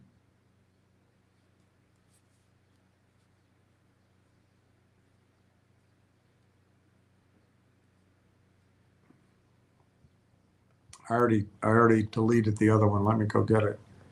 I want to see how many ounces are there.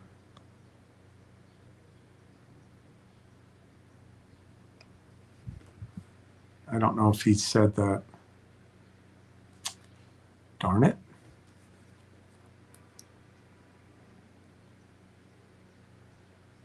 He just talks about production. He doesn't talk about reserves. Okay. All right.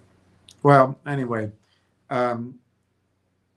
I don't know how much our little project could produce every year. It's just a function of how much money is put in. But, just to repeat, based on the third party analysis and drilling from now 15 some 15 years ago, they discovered 6.6 million ounces of gold in your company. I can't quite remember. Let's just call it at 0.04 ounces of gold per ton recovered, but per ton of resource, which is essentially a sand. The process that's going to be tested in and commercialized in this pilot plant, and they've already made progress on it. It's not like nothing's happening. They just need more money now, is going to result in, or it's anticipated, 0.20 ounces of gold per ton, and maybe as high as 0.25. Well, at 0.20, you get up to 36 million ounces of gold based on that original third-party work. That is just part of the lease. It's it's a blanket sand, and it goes deep. It goes all the way down to brine, and that might be 1,000 feet below. But all their tests were the first 200, and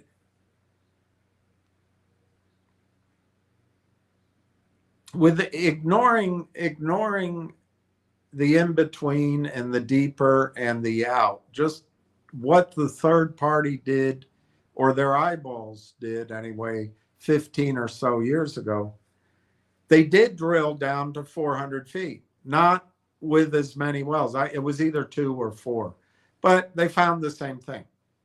So if you extrapolate 200 feet into 400 feet, you turn that 33 approximately, could be more. I mean, if it's 0.25 instead of 0.20, it's more.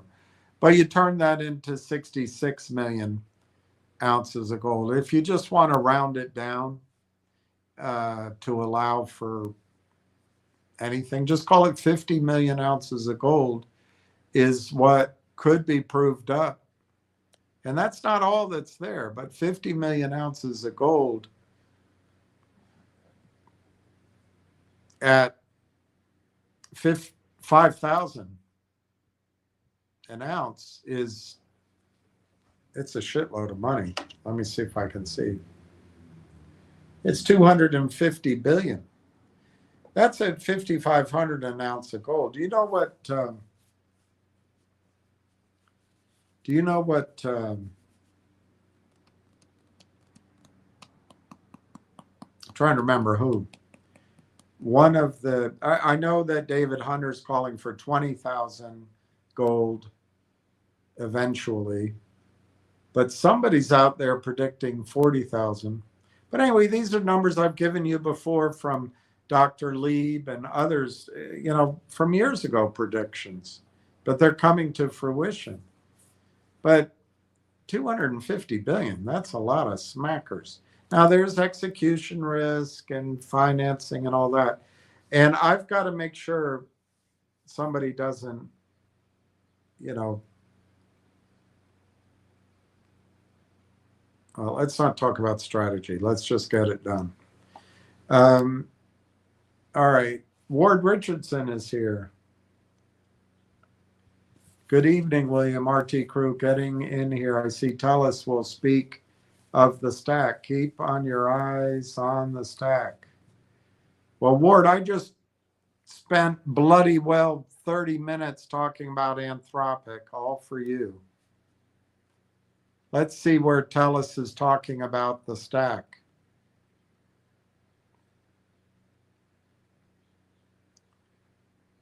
what's the name of that conference? Darn it. Can't remember. Detail X. I don't know where to look for Telus to speak about this stack. Telus speaks about stack.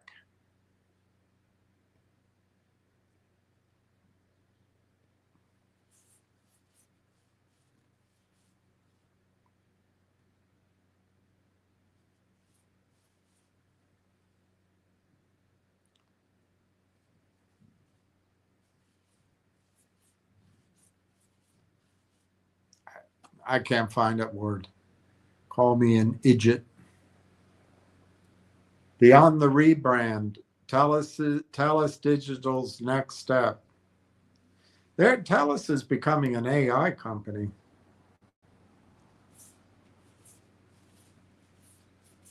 William, keep checking that front door. They work until 7 or 8, but everybody else doesn't. What a nightmare.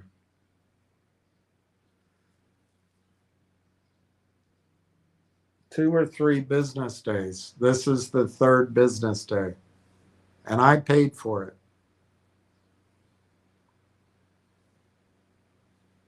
Telus stresses the importance of moving beyond demos to building robust production-grade AI agents that solve specific business pain points. And Railtown's there.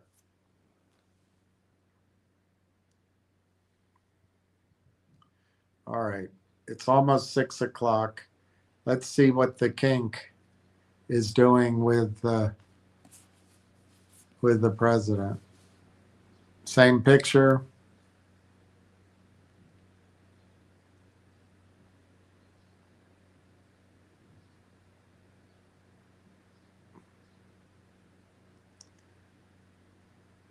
I don't know who Zoe Kravitz is, but it looks like he got a ring. All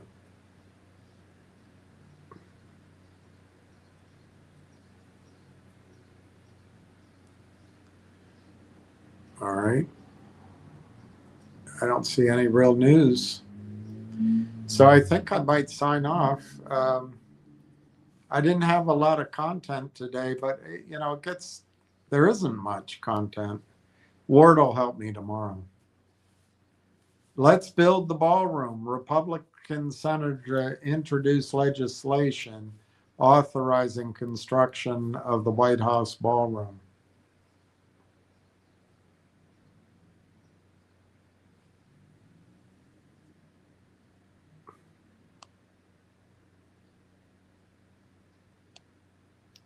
Mia Farrow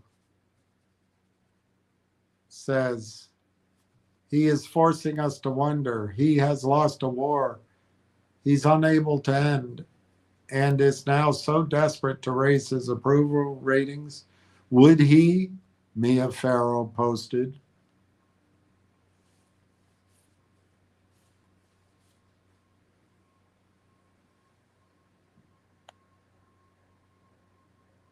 All planned. False flag. God, we're falling apart.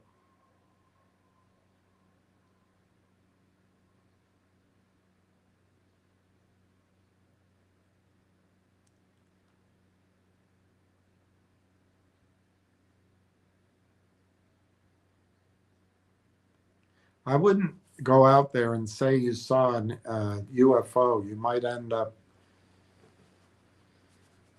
end up like all these scientists.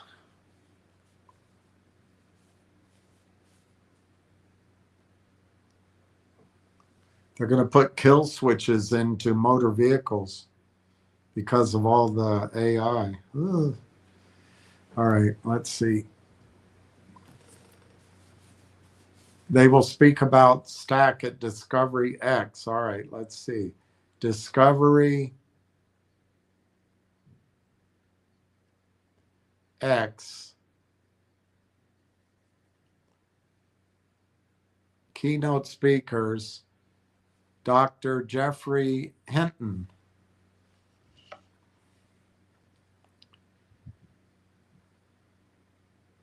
Natasha Waji,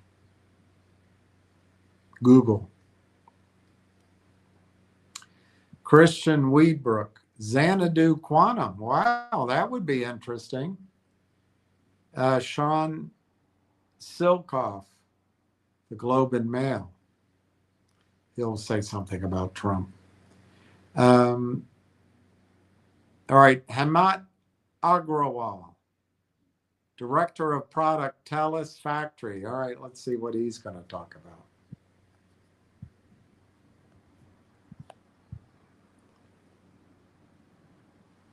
AI sovereignty and scale, Canada's next innovation challenge.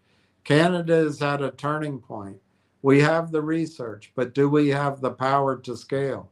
This session explores how Canada can move from a research powerhouse to a global commercial leader by securing the entire AI stack, from the necessity of domestic compute infrastructure to the strategic capital required to keep intellectual property on home soil. Our panel will discuss what it takes to build, scale, and own the future of AI in an increasingly Trump-dominated world.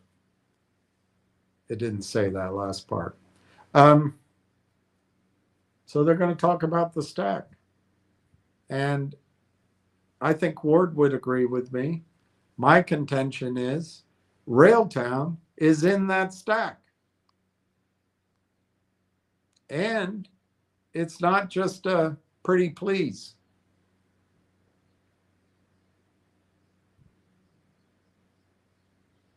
That looks like a fun. Now, we'll see if I can do anything about it. All right, I'll give up for tonight. I'm going to sign off. It's great to see the king and the president together. It sounds like peace is going to kind of proceed. So this is all good news. I hope each of you have a good evening, and we'll catch up tomorrow. And Ward, I am going to go sit outside, and what can I do? Anyway, I'll catch you guys on the flip side.